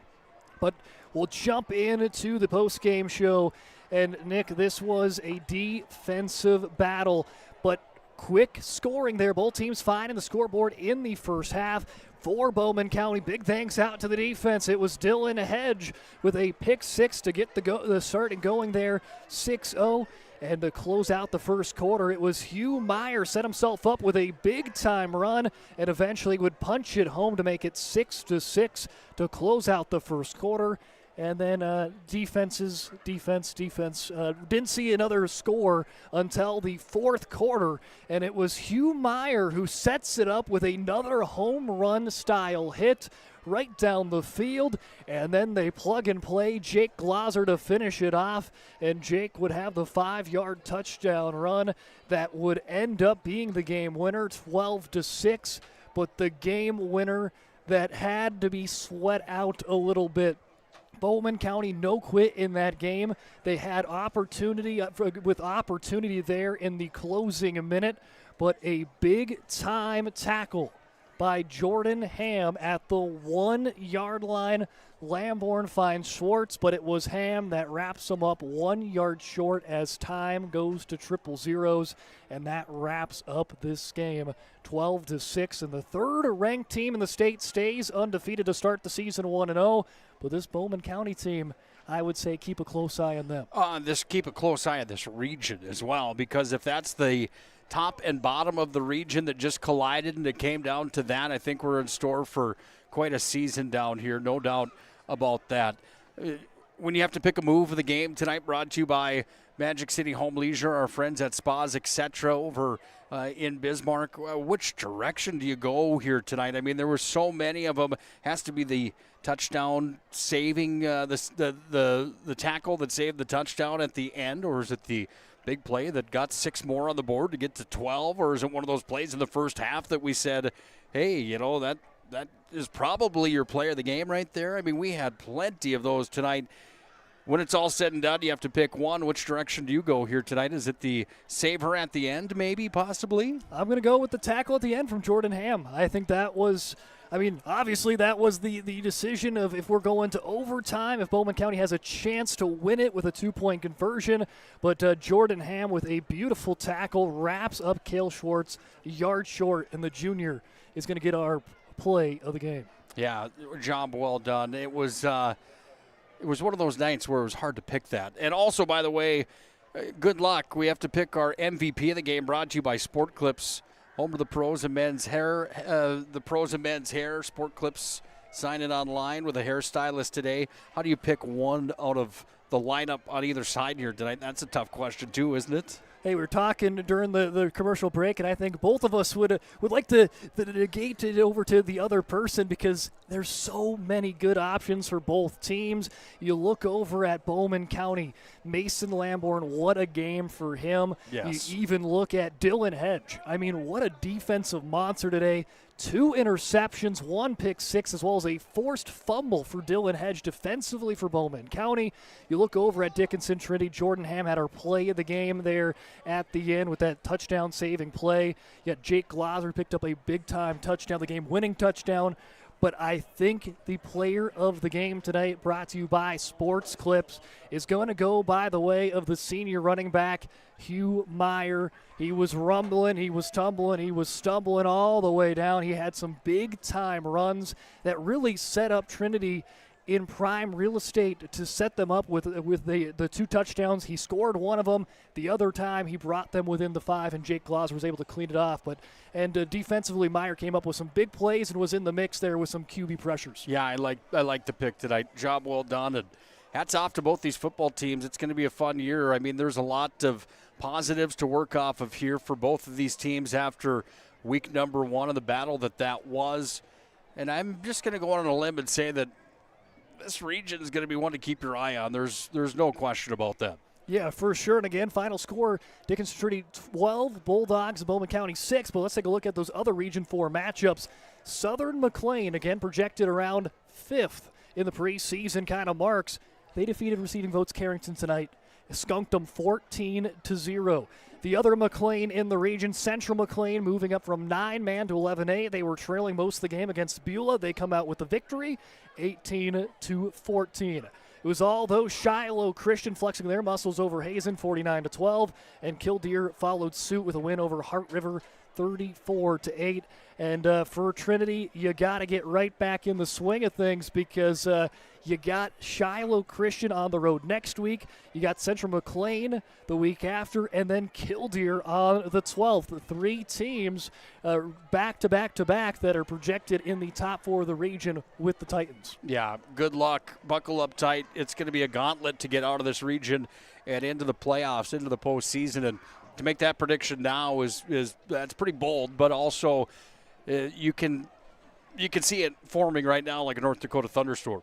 That is for sure. And Big game here again. Final score to Dickinson Trinity 12, Bulldogs of Bowman County 6. But let's take a look at what's coming up on our way here on the PSP Network tomorrow. Again, had a couple of great games today. Again, Velva Drake and Moose Garrison able to defeat Valley City 16-0.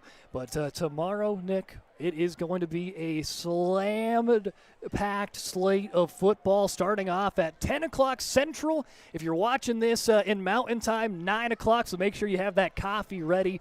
Grant County Flasher, after a fun playoff run for them last year, fell to the eventual state champs New Rockford Cheyenne. They kick off the morning against Standing Rock, then followed up with Kidder County, team that I think could be a kind of a dark horse in Region 4 9-man. They're taking on kind of those playoff hopefuls of Hettinger County. Beach and Napoleon Gackle Street are two teams around 500 last year. They're your middle game, and then you get to the night games. Hettinger Scranton taking on the powerhouse Lions of Lytton HMB, and then two new coaches close out our day tomorrow with Richardson, Taylor, Hebron, and New Salem, Almont. Yeah, it's going to be unique not having one of my favorite coaches of all time at New Salem, Almont, on the sidelines tomorrow when the Holsteins hit the field. It's going to be interesting to see the new look of New Salem without one of the greats all time, for sure. 28 years there as Kleingen was the head coach, and now a new head coach there in the land of Salem Sioux. Yeah, it should be fun tomorrow. Region 4 Rumble should be a doozy. Job well done tonight, partner. That was a lot of fun, wasn't it? Hey, let's do it again tomorrow. I think we could. Maybe 5 times in a row tomorrow as well. Hey, let's. If that happens, we get 5 of these games tomorrow. I don't think our hearts could take. I don't know that it possibly could.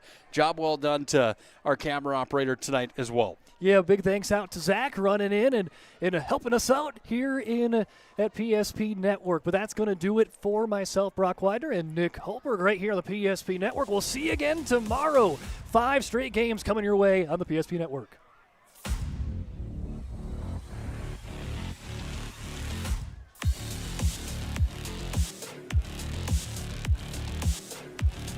For decades, Nodak Insurance Company has been serving our state's residents in good times and challenging times.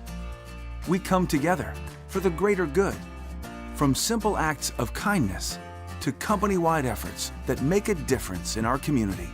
It's who we are, rooted in North Dakota and ready to serve when it matters most. Nodak Insurance Company, agents with answers. Darren Johnson, Cody Olson, and Scott Wilkins, your agents with answers in Mandan.